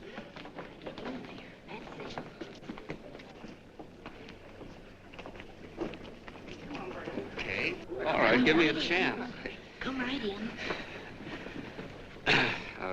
My name's Bert Hansen, Mr. Doe. I'm the head soda jerker at Schwabacker's drugstore. Well, sir, you see, me and my wife, we heard your broadcast, and we got quite a bang out of it. Especially my wife. Kept me up half the night saying, that man's right, honey. The trouble with the world is nobody gives a hoot about his neighbor. That's why everybody in town's sore and cranky at each other. And I kept saying, well, that's fine, but how's a guy going to go around loving the kind of neighbors we got? Old Sourpuss, for instance. You see, Sourpuss Smithers is a guy who lives all alone next door to us. He's a cranky old man that runs a second-hand furniture store. We haven't spoken to him for years. I always figured he was an ornery old gent that hated the world because he was always slamming his garage door and playing the radio so loud he kept half the neighbors up. Well, anyway, the next morning I'm out watering the lawn and I look over and there's Sourpuss on the other side of the hedge straightening out a dent in his fender. And my wife yells to me out the window. She says, go on, speak to him, Bert. And I figured, well, heck, I can't lose anything, so I yelled over to him, good morning, Mr. Smithers. He went right on pounding his fender. Was I burned? So I turned around to give my wife a dirty look, and she said, louder, he didn't hear you. So in a voice you could have heard in the next county, I yelled, good morning, Mr. Smithers. Well, sir, you could have knocked me over with a feather. Old Sourpuss turned around, surprised-like, and he put on a big smile, came over and took my hand like an old lodge brother, and he said, good morning, Hanson. I've been wanting to talk to you for years, only I thought you didn't like me. And then he started chatting away like a happy little kid, and he got so excited his eyes all... Well, Mr. Doe, before we got through, I found out Smithers is a swell egg, only he's pretty deaf, and that accounts for all the noises. And he says it's a shame how little we know about our neighbors. And then he got an idea. And he said, how's about inviting everybody someplace where we can all get together and know each other a little better? Well, I'm feeling so good by this time, I'm ripe for anything. So Smithers goes around the neighborhood inviting everybody to a meeting at the schoolhouse. And I tell everybody that comes in the store, including Mr. Schwabacker, my boss. I'm talking too much. Well, I'll be doggone if over 40 people don't show up. Of course, none of us knew what to do, but we sure got a kick out of seeing how glad everybody was just to say hello to one another. Tell him about making Sourpuss chairman. Oh, yeah, we made Sourpuss chairman and decided to call ourselves the John Doe Club. And say, incidentally, this is my wife. Come here, honey. This is my wife, Mr. Doe. How do you do, Mr. Doe? Sourpuss is here, too. Oh, is he? This is Sourpuss, or excuse me, Mr. Smithers, Mr. Doe. That's all right. If you didn't call me Sourpuss, it wouldn't feel natural. Well, anyway, I guess nearly everybody in the neighborhood came except the Delaney's. The Delaney's live in a big house with an iron fence around it, and they always keep their blinds drawn. And we always figured that he was just an old miser that sat back counting his money, so why bother about inviting him? Until Grimes, the milkman, spoke up, and he said, say, you've got the Delaney's all wrong. And then he tells us about how they canceled their milk last week, and how when he found a note in the bottle, he got kind of curious-like, and he sort of peeked in under the blinds and found the house was empty. If you ask me, he says, they're starving. Old man Delaney has been bringing his furniture over to my place at night, one piece at a time, and selling it. Yeah. And, well, sir, a half dozen of us ran over there to fetch him, and we brought him to the meeting. And what a reception they got. Why, everybody shook hands with him and made a fuss over them, and, well, finally, Mr. and Mrs. Delaney just sat right down and cried. And then we started to find out about a lot of other people. Yeah, sure. Well, you know Grubel, for instance. Grubel's here. See? Yeah, that's a... Of course, you don't know Grubel, but he's the man that everybody figured was the worst no-account in the neighborhood because he was living like a hermit, and nobody would have anything to do with him. That isn't little Murphy. The postman told us the truth. Why, Grubel, he says, he lives out of garbage cans because he won't take charity, because it'd ruin his self-respect, he says. Just like you said on the radio, Mr. Doe. Well, sir, about a dozen families got together and gave Grubel a job watering their lawns. Isn't that wonderful? And then we found jobs for 6 other people, and they've all gone off for relief. Yeah, and my boss, Mr. Schwabecker, made a job in his warehouse for old man Delaney. And he gave you that $5 raise. Yeah, wasn't that swell? Why, Bert, I feel slighted. I'd like to join, but nobody asked me. I'm sorry, Mayor, but we voted that no politician could join. Just the John Does of the neighborhood, because you know how politicians are. Well, the reason we wanted to tell you this, Mr. Doe, was just to give you an idea of what you started. And from where I'm sitting, I don't see any sense in you jumping off any building. No. Well, thank you for listening. Goodbye, Mr. Doe. You're a wonderful man, and it strikes me you can be mighty useful walking around for a while. Hey, goodbye, Mr. Doe. Goodbye, Mr. Doe.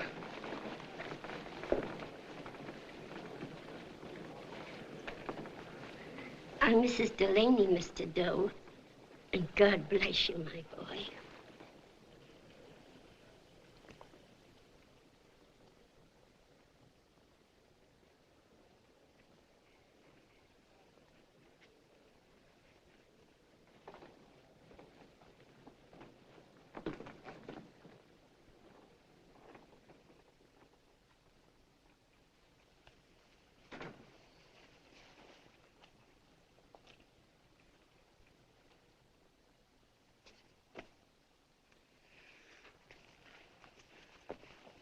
Gee whiz, I'm all mixed up. I don't get it. Look, all those swell people think I'm going to jump off a building or something. I never had any such idea. Gosh. The fellow'd have to be a mighty fine example himself to go around telling other people how to... Say, look, what happened the other night was on account of Miss Mitchell here. She wrote the stuff. Don't you see what a wonderful thing this can be? But we need you, John. You're hooked. I can see that right now. They got you. Well, I'm through. For 3 years, I've been trying to get you up to the Columbia River country. First, it was your glass arm. Then it was the radio. And now it's the John Doe clubs. Well, I ain't waiting another minute. Gangway, you helots. Hey, Colonel, wait a minute. Hey, Colonel! I want you personally to go along with John Doe and Miss Mitchell and handle the press and the radio. Me? Yes, I don't want to take any chances. And Johnson. Yes, Stevie? Your crew will do the mop-up job. They'll follow John Doe into every town, see that the clubs are properly organized and the charter's issued. Right. There are only 8 flags up there now. I want to see that map covered before we get through.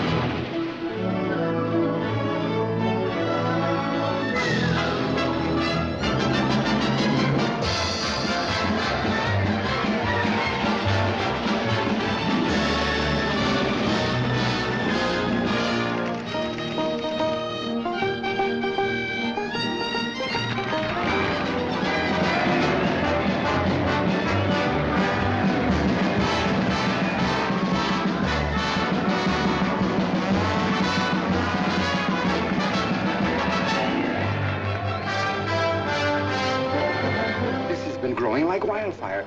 If they made demands, I'd understand it. But the John Does ask for nothing. People are going off relief. If this keeps up, I'll be out of a job. As soon as it gets strong enough, we'll find out what John Doe wants. 30 every Thursday, 60 at 60. Who knows what? I'm sorry, boss. They just won't let anybody talk politics to them. It's crazy. We've got to get to them. They represent millions of voters.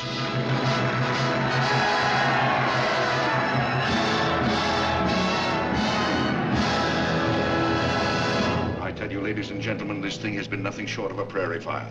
We've received so many applications for charters to the John Doe clubs, we haven't been able to take care of them. I'd hate to have that many pins stuck in me. This John Doe convention is a natural. It's going to put our city on the map. By over 2,400 John Doe clubs are sending delegates. Can you imagine that?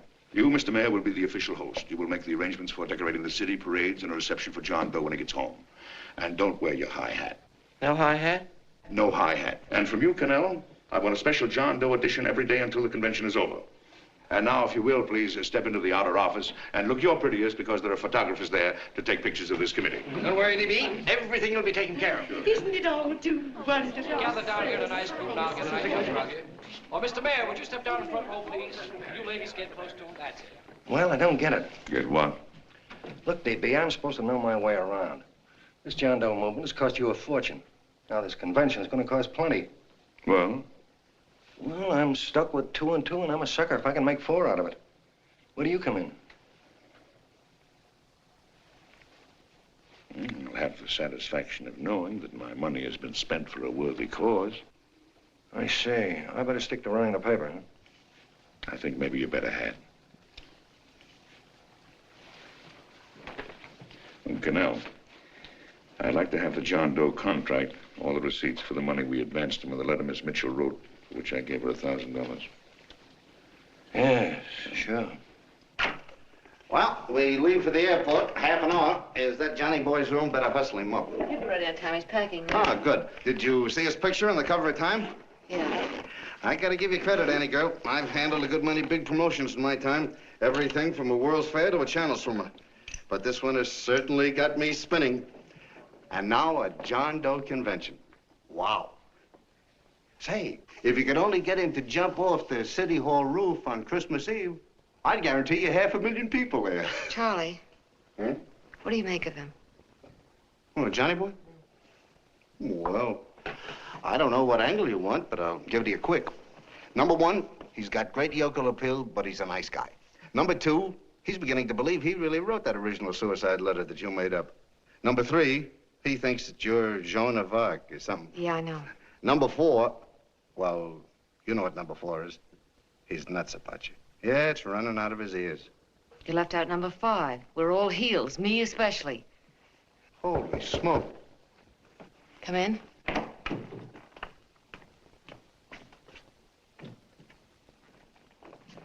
Small pack. Good, I'll go and get Beanie Boy. Okay, Charlie boy.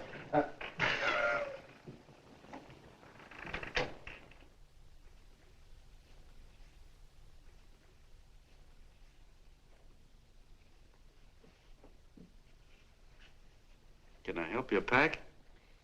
No, thank you.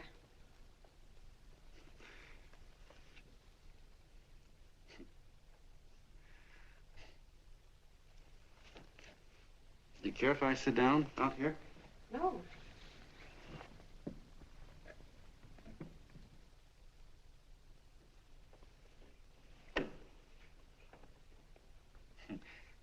You know, I had a crazy dream last night. It was about you. About me? Yeah, sure was crazy. I dreamt I was your father.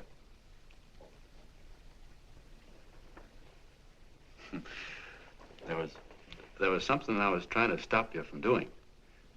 So I got up out of bed and I walked right through the wall here, right straight into your room. You know how dreams are. And there you were in bed.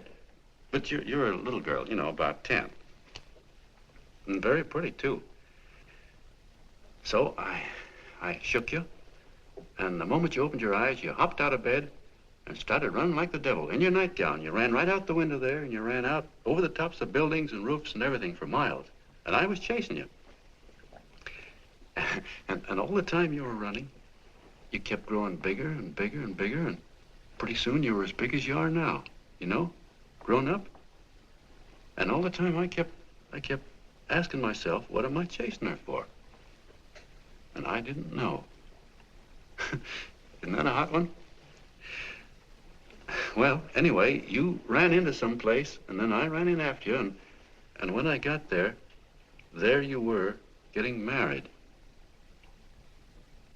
And the nightgown had changed into a beautiful wedding gown. You sure look pretty, too. And then I knew what it was I was trying to stop you from doing. Dreams are sure crazy, aren't they? Well, would you like to know who it was you were marrying? Oh, a tall, handsome Hugh Bangy, I suppose. No, not that bad. It was that fellow that sends you flowers every day. What's his name? Mr. Norton's nephew? Ed Sheldon. Yeah, that's the one. But here's the funniest part of it all.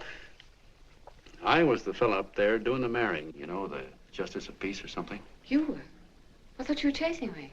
Well, yes, I was, but I was your father then, you see. But the real me, John Doe, or that is, Long John Willoughby, I was the fella up there with the book. You know what I mean? I guess so. Then what happened?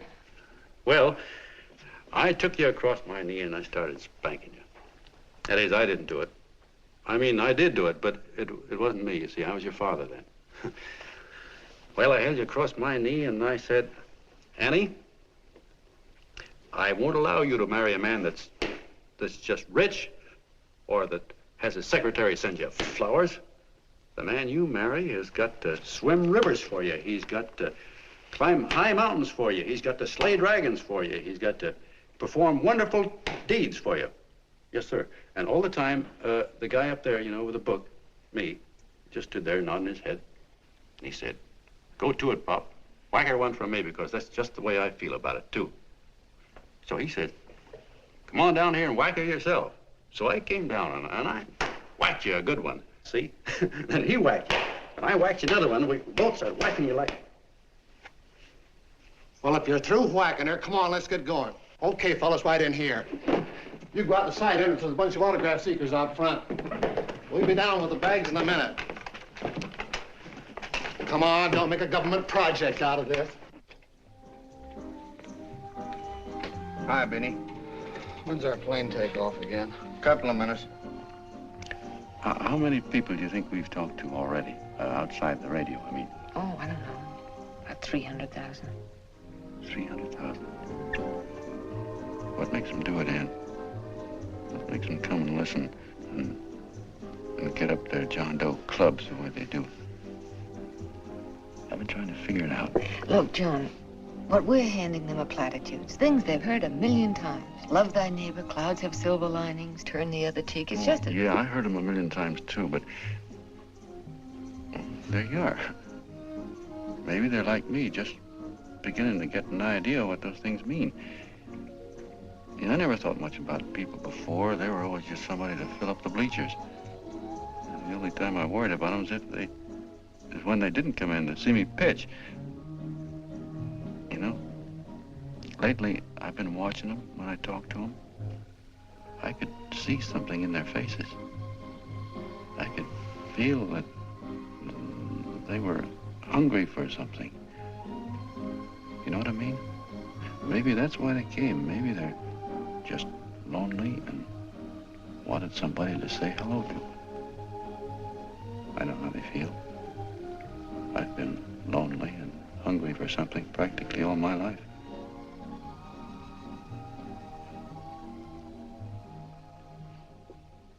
All aboard, folks. That's what I said at the office. Yeah, that's true. Oh, somebody else sitting here? No, that's your seat. And this is your coat. Mine? A little token of appreciation. Oh. Oh, it's beautiful, D.B. Well, I don't quite know what to say. Well, don't say anything at all. Just sit down. Oh. Go ahead, open it. Oh. Oh, it's lovely. And a new contract goes with it. Well, come on, spring it. You've got something on your mind. It must be stupendous. You know, that's what I like about it. Right to the point, like that. All right, Practical Annie, here it is. Tomorrow night, before a crowd of 15,000 people and talking over a nationwide radio hookup, John Doe will announce the formation of a third party. A third party? Yes, the John Doe Party. Devoted entirely to the interests of all the John Does all over the country, which practically means 90% of the voters. He will also announce the third party's candidate for the presidency, a man whom he personally recommends, a great humanitarian, the best friend the John Does have. Mr. D.B. Norton. Yes.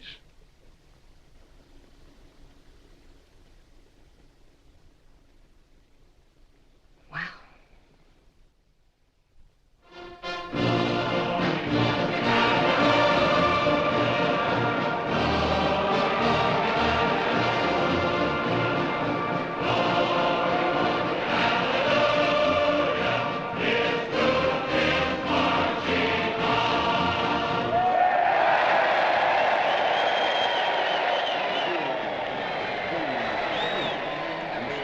And although the opening of the convention is hours off, the delegates are already pouring into the ballpark by the droves, with lunch baskets, banners, and petitions asking John Doe not to jump off any roof. No matter how you look at it, it's still a phenomenal movement. These John Does, or the hoi polloi, as you've heard people call them, have been laughed at and ridiculed, but here they are, gay and happy, having traveled thousands of miles, their expenses paid by their neighbors, to come here to pay homage to their hero, John Doe. And in these days of wars and bombings, it's a hopeful sign that a simple idea like this can sweep the country. An idea based on friendliness, on giving and not taking, on helping your neighbor and asking nothing in return.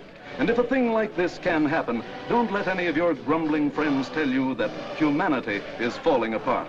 This is John B. Hughes, signing off now and returning you to our main studio until 9 o'clock, when the convention will officially open. Oh, John, come in. Say, I'm it's raining out a little. That's all right. It's good to see you. Sit down. Thanks.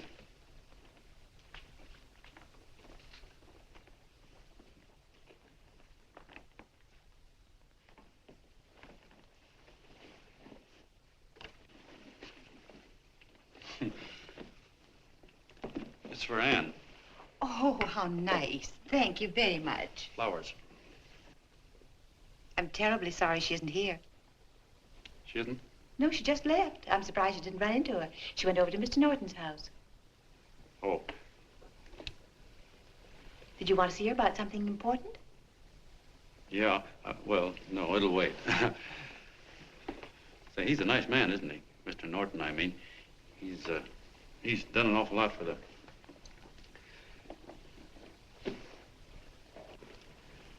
Well, say, my coat's pretty wet. I'm afraid I might have wet the couch a little.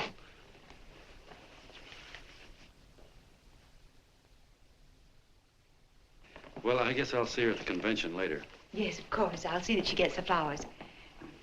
Thanks. Good night, Mrs. Mitchell. Good night, John.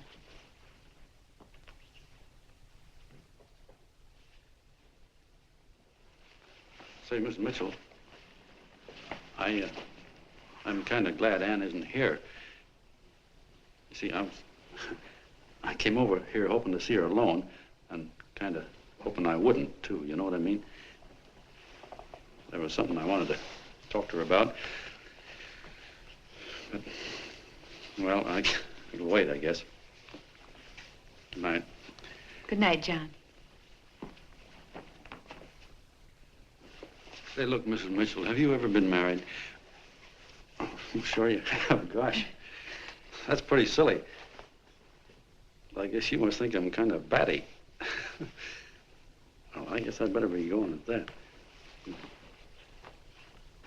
John. My husband said, I love you. Will you marry me? You did? What happened? I married him. Well, yeah, that's what I mean, see? It was easy as all that, huh? Uh-huh. Yeah, but look, Mrs. Mitchell, you know, I love Anne, and it's going to be awfully hard for me to say it because, well, you know, she's so wonderful. And, well, the best I ever was a Bush League pitcher. And, you know, I think she's in love with another man, the one she made up. You know, the real John Doe.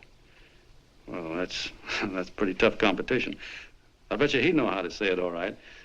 With me, I get up to it and around it and in back of it, but I never get right to it. You know what I mean? So the only chance I've got is, well, if somebody could kind of give her a warning, sort of prepare her for the shock. You mean you'd like me to do it? Hmm? Well, I was thinking that, yeah, you know, sort of break the ice. Of course I will, John. Gee, well, thank you, Mrs. Mitchell. Hey, you're okay.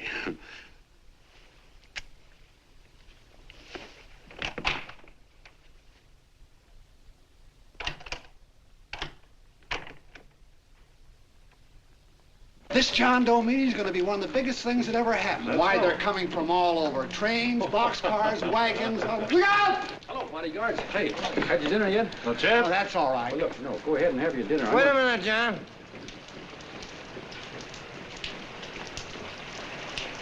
Hello, Mr. Connell. How are you, John? John, I want to have a little talk with you. What's the matter? Are you falling? Come on. Hey, boss. Oh, quiet. Say, tell me something. Did you read the speech you're going to make tonight? No, I never read the speeches before I make them. I get more of a kick out of it that way. Uh-huh. It's just exactly what I thought. Beanie, go on down to the old pop to give you the speech. There's a copy on my desk. Gee whiz, boss, you know Mr. Norton told me not to leave him, not even for a minute. Go on. We'll be at Jim's bar up the street. You're a nice guy, John. I like you. You're gentle. I always like gentle people. Me, I'm hard. Hard and tough. I got no use for hard people. Gotta be gentle to suit me. Like you, for instance.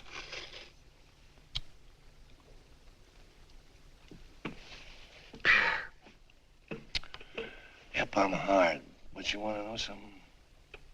I've got a weakness. Never guess that, would you? Well, I have. Want to know what it is? Star-Spangled Banner. Screw you, huh? Well, maybe it is, but play the Star-Spangled Banner. I'm a sucker for it. Always gets me right here. Know what I mean? Yeah, it gets me right back here.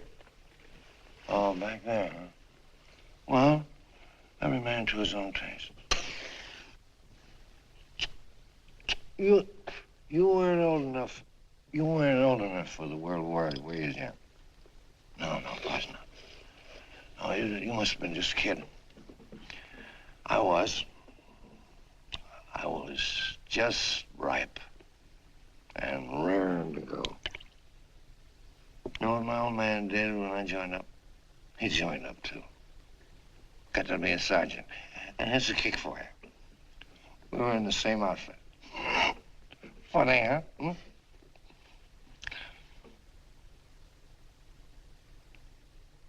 He was killed, John. I saw him get it. I was right there, and I saw it with my own eyes.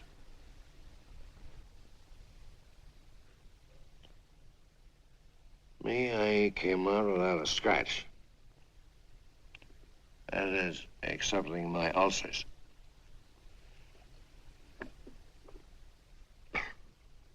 I should be drinking milk, you know. This stuff is poison.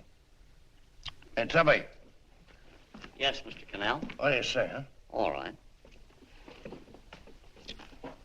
Yep, I'm a sucker for this country. I'm a sucker for the Star-Spangled Banner, and I'm a sucker for this country. I like what we got here. I like it. A guy can say what he wants and do what he wants without having a bayonet shoved through his belly. And that's all right, isn't it? You betcha. Yeah. Well, we don't want anybody coming around changing it, do we? No, sir. No, sir. When they do, I get mad. I get boiling mad. Right now, John, I'm sizzling. I get mad for a lot of other guys besides myself. I get mad for a guy named Washington, and a guy named Jefferson, and Lincoln. Lighthouses, John. Lighthouses in a foggy world. You know what I mean? Yeah, you bet. Listen, pal. This fifth column stuff is pretty rotten, isn't it? Yeah, it certainly is. And you'd feel like an awful sucker if you found yourself marching right in the middle of it, wouldn't you? You. Of course, you wouldn't know it because you're gentle. But that's what you're doing. You're mixed up with a skunk, my boy. A no-good, dangerous skunk. Say, you're not talking about Mr. Norton, are you? I'm not talking about his grandfather's pet poodle. You must be wrong, Mr. Cannell. Because he's been marvelous about the John Doe clubs. Yeah? Say, you're sold on this John Doe idea, aren't you? Sure. Sure. I don't blame you. So am I. It's a beautiful miracle. A miracle that can only happen right here in the good old USA. And I think it's terrific. What do you think of that? Me, hard-boiled Cannell, and I think it's plenty terrific. All right. Now, supposing a certain unmentionable worm whose initials are DB was trying to use that to shove his way into the White House so he could put the screws on, so he could turn out the lights in those lighthouses. What would you say about that, huh? Nobody's going to do that, Mr. Cannell. They can't use the John Doe clubs for politics. That's the main idea. Is that so? Then what's a big political boss like Hammer doing in town? And a labor leader like Bennett? And a lot of other big shots are up at DB's house right now. Wolves, John. Wolves. Waiting to cut up the John Does. Wait till you get a gander at the speech you're going to make tonight. You're all wet. Miss Mitchell writes those speeches. Nobody can make her write that kind of stuff. They can't, huh? Who do you think writes them? My Aunt Emma? I know she writes them. And gets a big bonus for doing them, too. A mink coat and a diamond bracelet. Don't write them. Why, that gold-grabbing dame would double-cross her own mother for a handful of Chinese yen. Shut up. If you weren't drunk, I'd... Hey, boss. Here's the speech, boss. Hey. Go on and read it, John, and then start sucking. Hey, wait a minute, Mr. Doe. Tubby? Yes, sir. Better bring me a glass of milk. I'm smoking too much. Yes, Charlie? Got everything all set? Fine. John Doe been taken care of? Good. How many people do you think will be there? 15,000? Oh, my, that's fine. Now, listen, Charlie. As soon as John Doe stops talking about me, I want you to start that demonstration. And make it a big one, you understand? Don't worry about that, DB. My boys are there. They'll take care of it. What? Yes, I'll be there 15 minutes after I get your call. Why, Mr. Doe. Where are they? In the dining room, sir.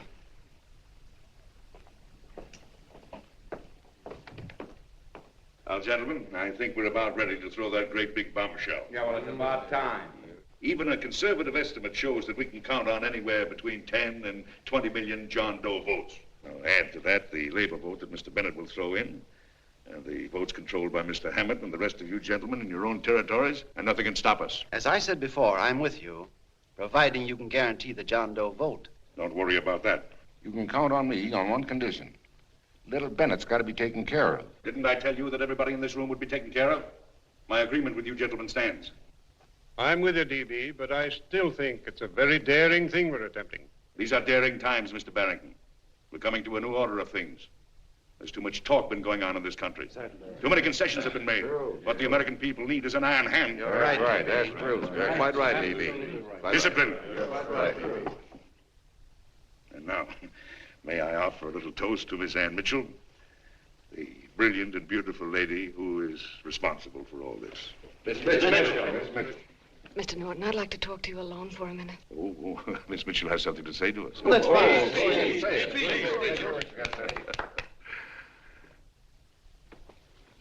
Hello.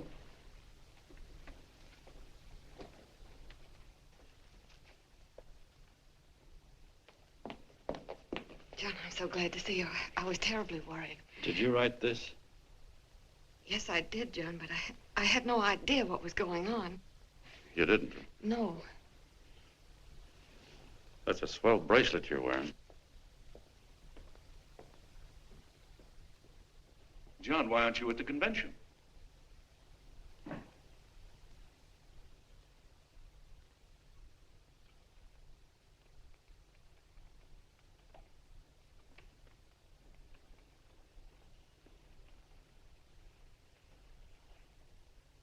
Is there anything wrong? No, nothing's wrong. Everything's fine. So there's going to be a new order of things, huh? Everybody's going to cut himself a nice fat slice of the John Does, eh? You forgot one detail, Mr. Big Shot. You forgot me, the prize stooge of the world. Why, if you or anybody else thinks he's going to use the John Doe clubs for his own rotten purpose, he's going to have to do it over my dead body. Oh, hold on a minute, young man. Hold on. That's rather big talk. I started the John Doe clubs with my money. And I'll decide whether or not they're being properly used. No, you won't. You're through deciding anything. And what's more, I'm going down to that convention, and I'm going to tell those people exactly what you and all your fine feathered friends here are trying to cook up for them. And I'm going to say it in my own words this time. Stop it, D.B. You ruined us, D.B. Wait a minute, fella. My uncle wants to talk to you. Listen to me, my son. Before you lose your head completely, may I remind you that I picked you up out of the gutter and I can throw you right back there again? You've got a nerve accusing people of things. These gentlemen and I know what's best for the John Does of America, regardless of what tramps like you think. Get off that righteous horse of yours and come to your senses. You're the fake. We believe in what we're doing. You're the one that was paid the 30 pieces of silver. Have you forgotten that? Well, I haven't. You're a fake John Doe, and I can prove it.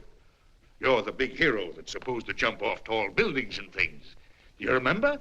What do you suppose your precious John Does will say when they find out that you never had any intention of doing it, that you were being paid to say so? You're lucky they didn't run you out of the country. And with the newspapers and the radio stations that these gentlemen control, we can kill the John Doe movement deader than a doornail. We'll do it, too, the moment you step out of line. Now, if you still want to go to that convention and shoot your trap off, you go ahead and do it.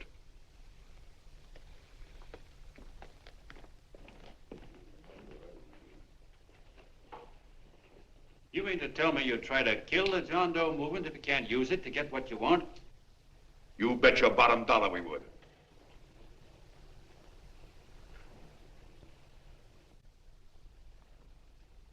Well, that certainly is a new low. I guess I've seen everything now. You sit there back of your big cigars and think of deliberately killing an idea that's made millions of people a little bit happier. An idea that's brought thousands of them here from all over the country, by bus and by freight and jalopies and on foot, so they could pass on to each other their own simple little experiences. Why, look, I'm just a mug and I know it, but I'm beginning to understand a lot of things. Why, your type's as old as history. If you can't lay your dirty fingers on a decent idea and twist it and squeeze it and stuff it into your own pocket, you slap it down. Like dogs, if you can't eat something, you bury it. Why, this is the one worthwhile thing that's come along. People are finally finding out that the guy next door isn't a bad egg. That's simple, isn't it? And yet a thing like that's got a chance of spreading till it touches every last doggone human being in the world, and you talk about killing it. Why, when this fire dies down, what's going to be left? More misery, more hunger, and more hate. And what's to prevent that from starting all over again? Nobody knows the answer to that one, and certainly not you with those slimy, bollocksed up theories you got.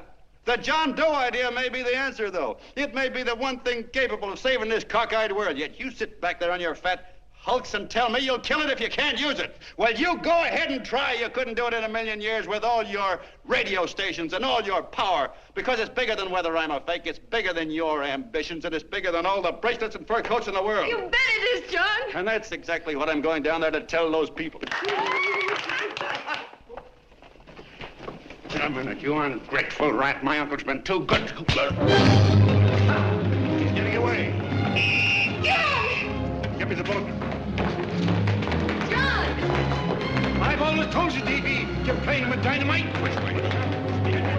All right, now, girl, get away. Before he gets through tonight, he'll ruin us all. I'll stop him cold. Don't worry, I've been ready for this. John! Oh, John, please listen to me. Please, I can explain everything, John. I didn't know what they were going to do. Let me go with you, John. John, please. Go ahead, driver. Ballpark. Explain it to you, John. Please let me go with you. Please. John! Mr. Martin wants to see you. Listen to me, Mayor Lovett. You do as I say. I want them both arrested. You tell the police department to pick up Cannell. I've got the girl here. I've got the bullet. I don't care what you charge him with. If you're worried, let him go in the morning, but keep him in jail overnight. Hello, Bulletin. Put wire on.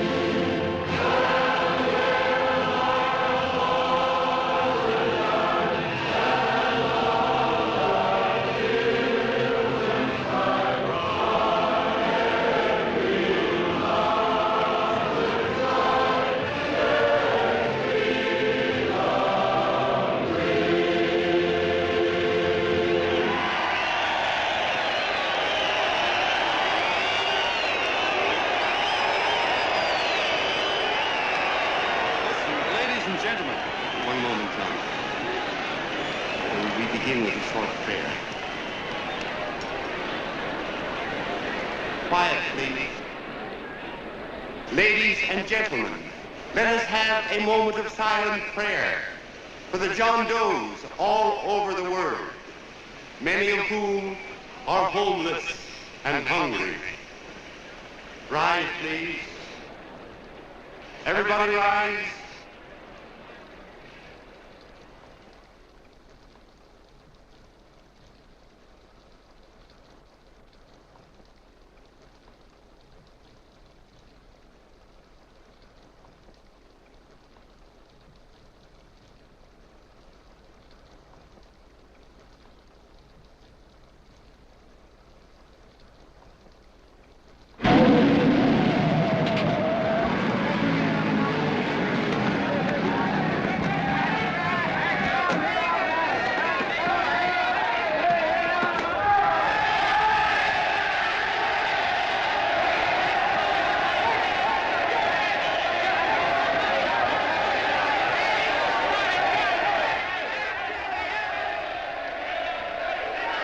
Newsboys. Hundreds of yelling newsboys are swarming into the park like locusts. They're yelling John Doe's a fake. Fake.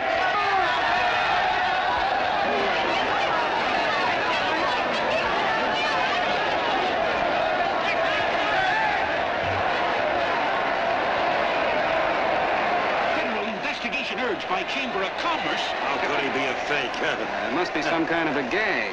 A what? A gag. A gag.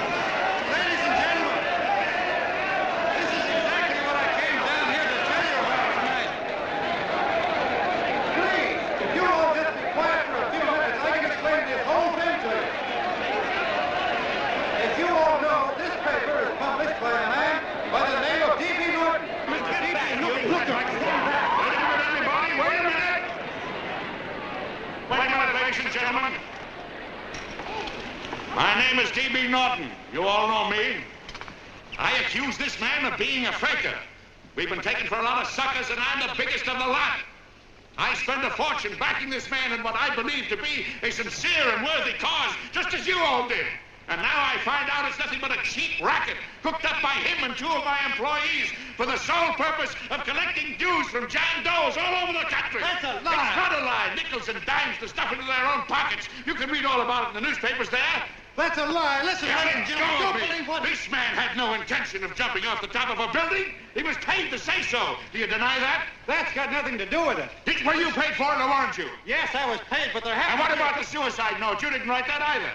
What difference Did you write it or didn't you? No, I didn't write it. Now, you bet your life you didn't. You look in your papers, ladies and gentlemen, and you'll find Miss Mitchell's signed confession that she was the one who wrote it. Listen, folks, it's a fact that I didn't write the letter. There, you see, he admits it. You're a fake John Doe.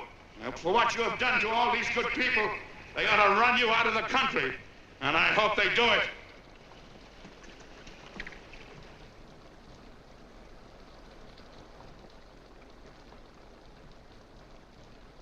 Speak up, John. We believe you. Please, listen, folks. Now that he's through shooting over his face, I've got a couple of things to tell you about. Come on, the rest of you get in here and riot. Break this crowd up. Come on. I'm sorry, folks, but we can't hear him anymore. Something's gone wrong with the loudspeakers. John Doe's a fake! Boo! They can't hear me. This thing's not working. Ladies and gentlemen.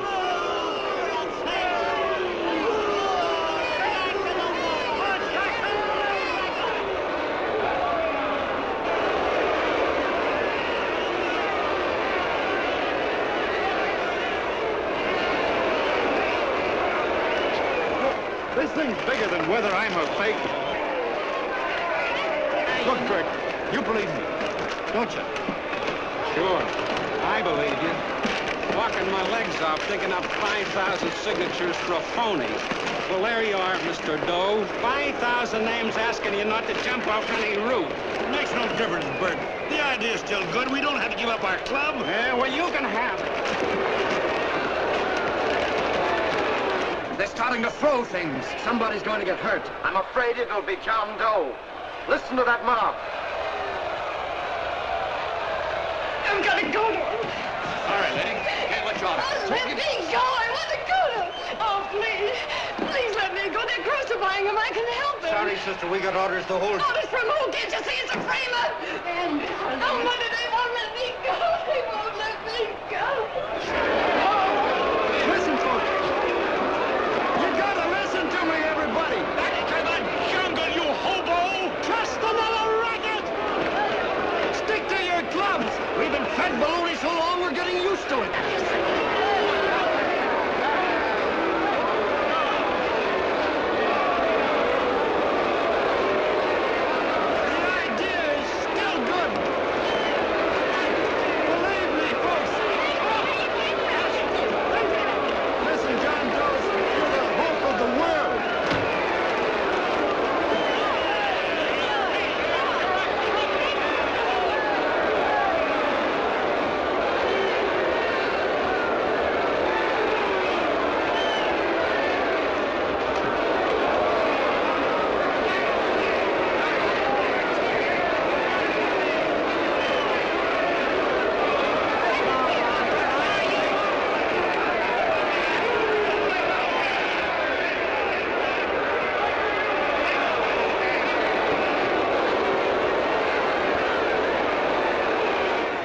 Managed to get him out of the park.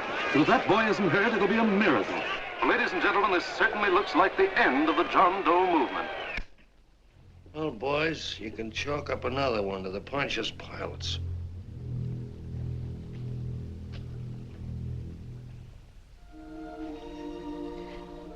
I should have been there. I could have helped him. He was so all alone. A lot of us are going to be mighty ashamed of ourselves after tonight. We certainly didn't give that man much of a chance.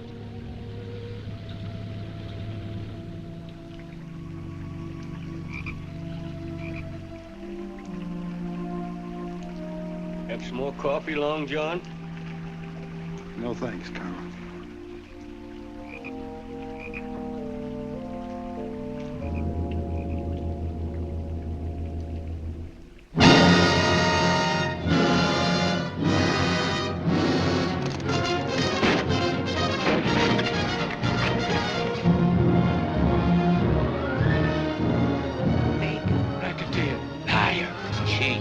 Impossible. Why don't you jump? Christmas Eve at midnight. Bye, Mr. Doe. You're a wonderful man. And God bless you, my boy. Now get in there and catch him. You're a fake John Doe, and I can prove it. You're the big hero who's supposed to jump off tall buildings and things. You remember?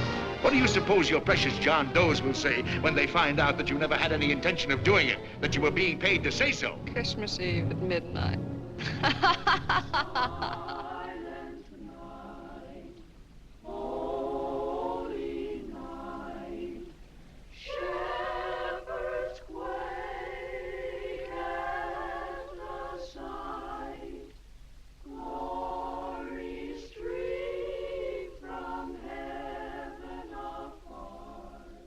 Merry Christmas, son. Merry Christmas.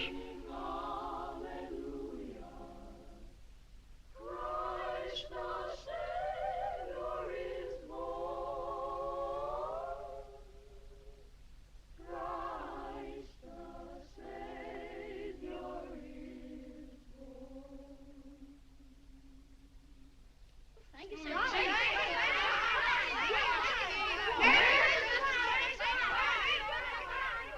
Who? John Doe. Is that screwball still around? Dame's been calling all day. Sure, I know. Yeah, at midnight, huh? Okay, lady. We'll have the place surrounded with nets. They're laughing at me.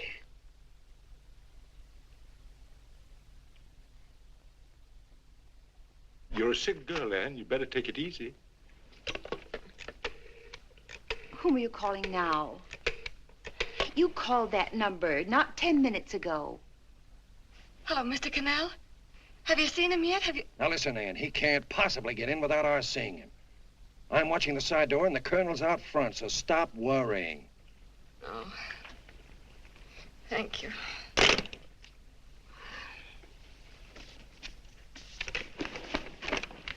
What, Ann?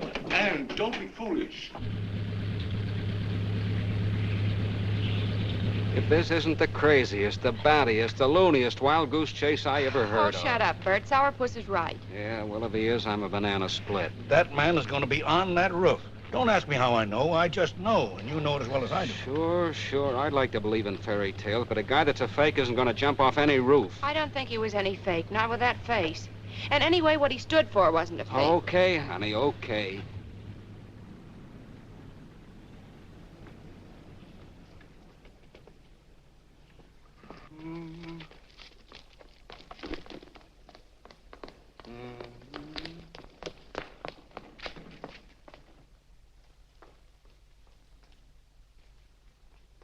Elevators ain't running.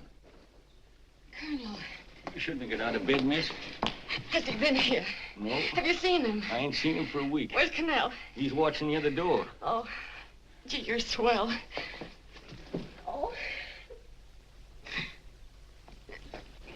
No sense in going up there. I've been here for hours. He ain't here. Let me go, will you? Now that's crazy. It's 14 floors.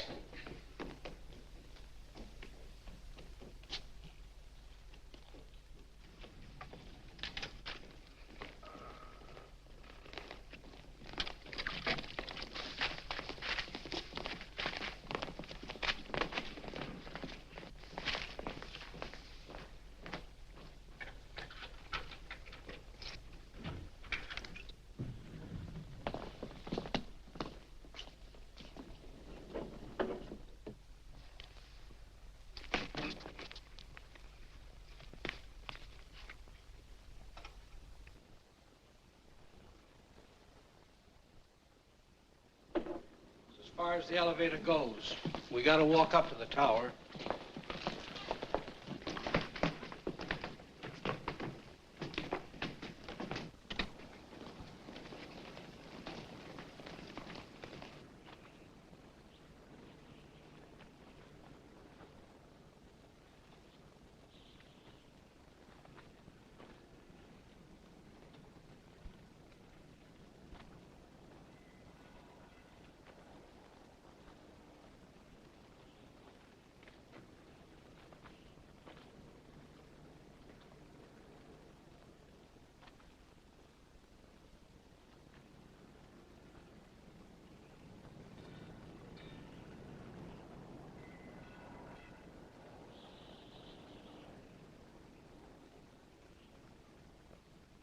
That tramp was probably full of Christmas cheer and asleep in some flop house.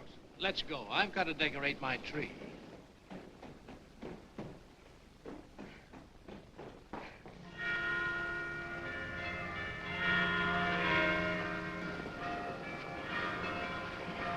Well, I give up.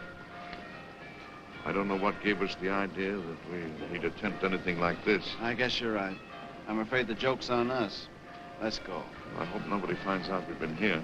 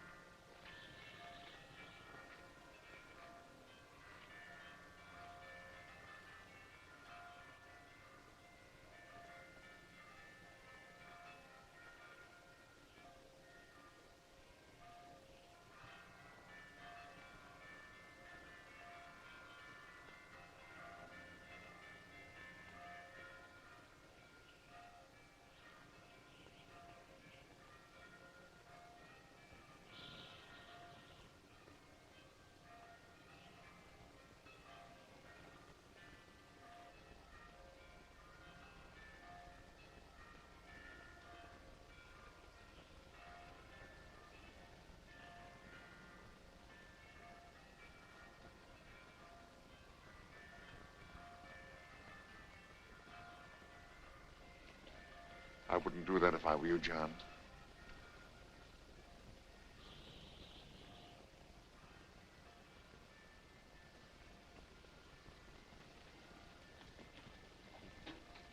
It'll do you no good. Mayor has policemen downstairs with instructions to remove all marks of identification you may have on your person. You'll be buried in Potter's Field and you will have accomplished nothing.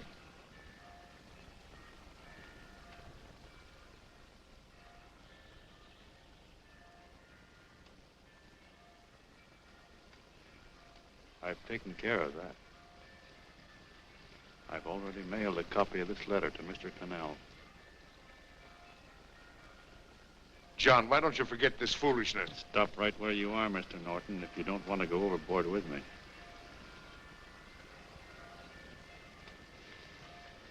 I'm glad you gentlemen are here. You killed the John Doe movement, all right. But you're going to see it born all over again.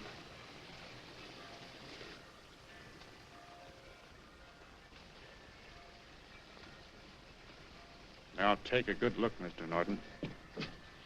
John! John! Oh, John, no, I won't let you unlock it, darling. Oh, please. Please don't give up. We'll start all over again. Just you and I. It isn't too late. The John Doe movement isn't dead yet.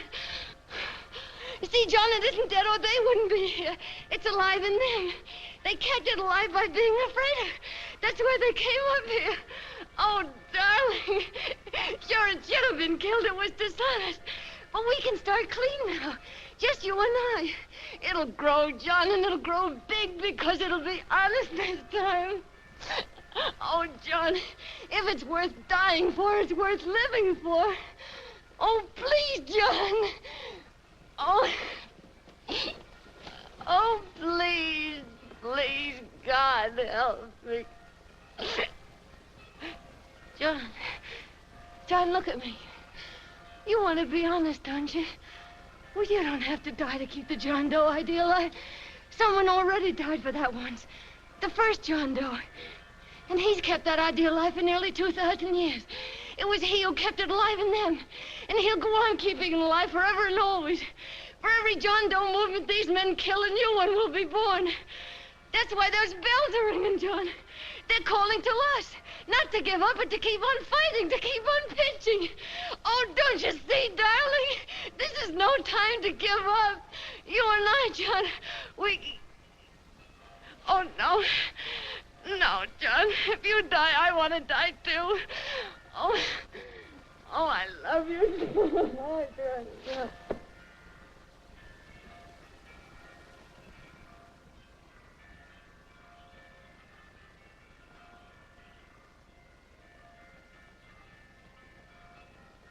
Mr. Doe, you don't have to. We're with you, Mr. Doe. We just lost our heads and acted like a mob. What Bert's trying to say is that we need you, Mr. Doe.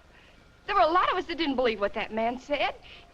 We were going to start up our John Doe Club again, whether we saw you or not. Weren't we, Bert? And there were a lot of others that were going to do the same thing. Well, Mr. Sourpuss even got a letter from his cousin in Toledo. I got it right here, Mr. Doe. Only it'd be a lot easier with you. Please. Please come with us, Mr. Doe.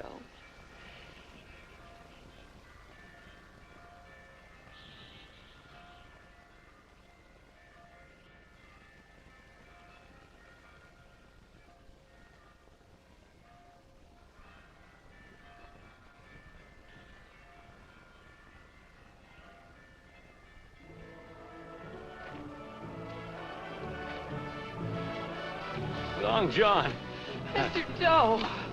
Here, we'll help you with it. She'll be all right. Mr. Doe, take her right down to the car. And right up. Oh, look, we got a car right down to where They are, Norton, the people. Try and lick that.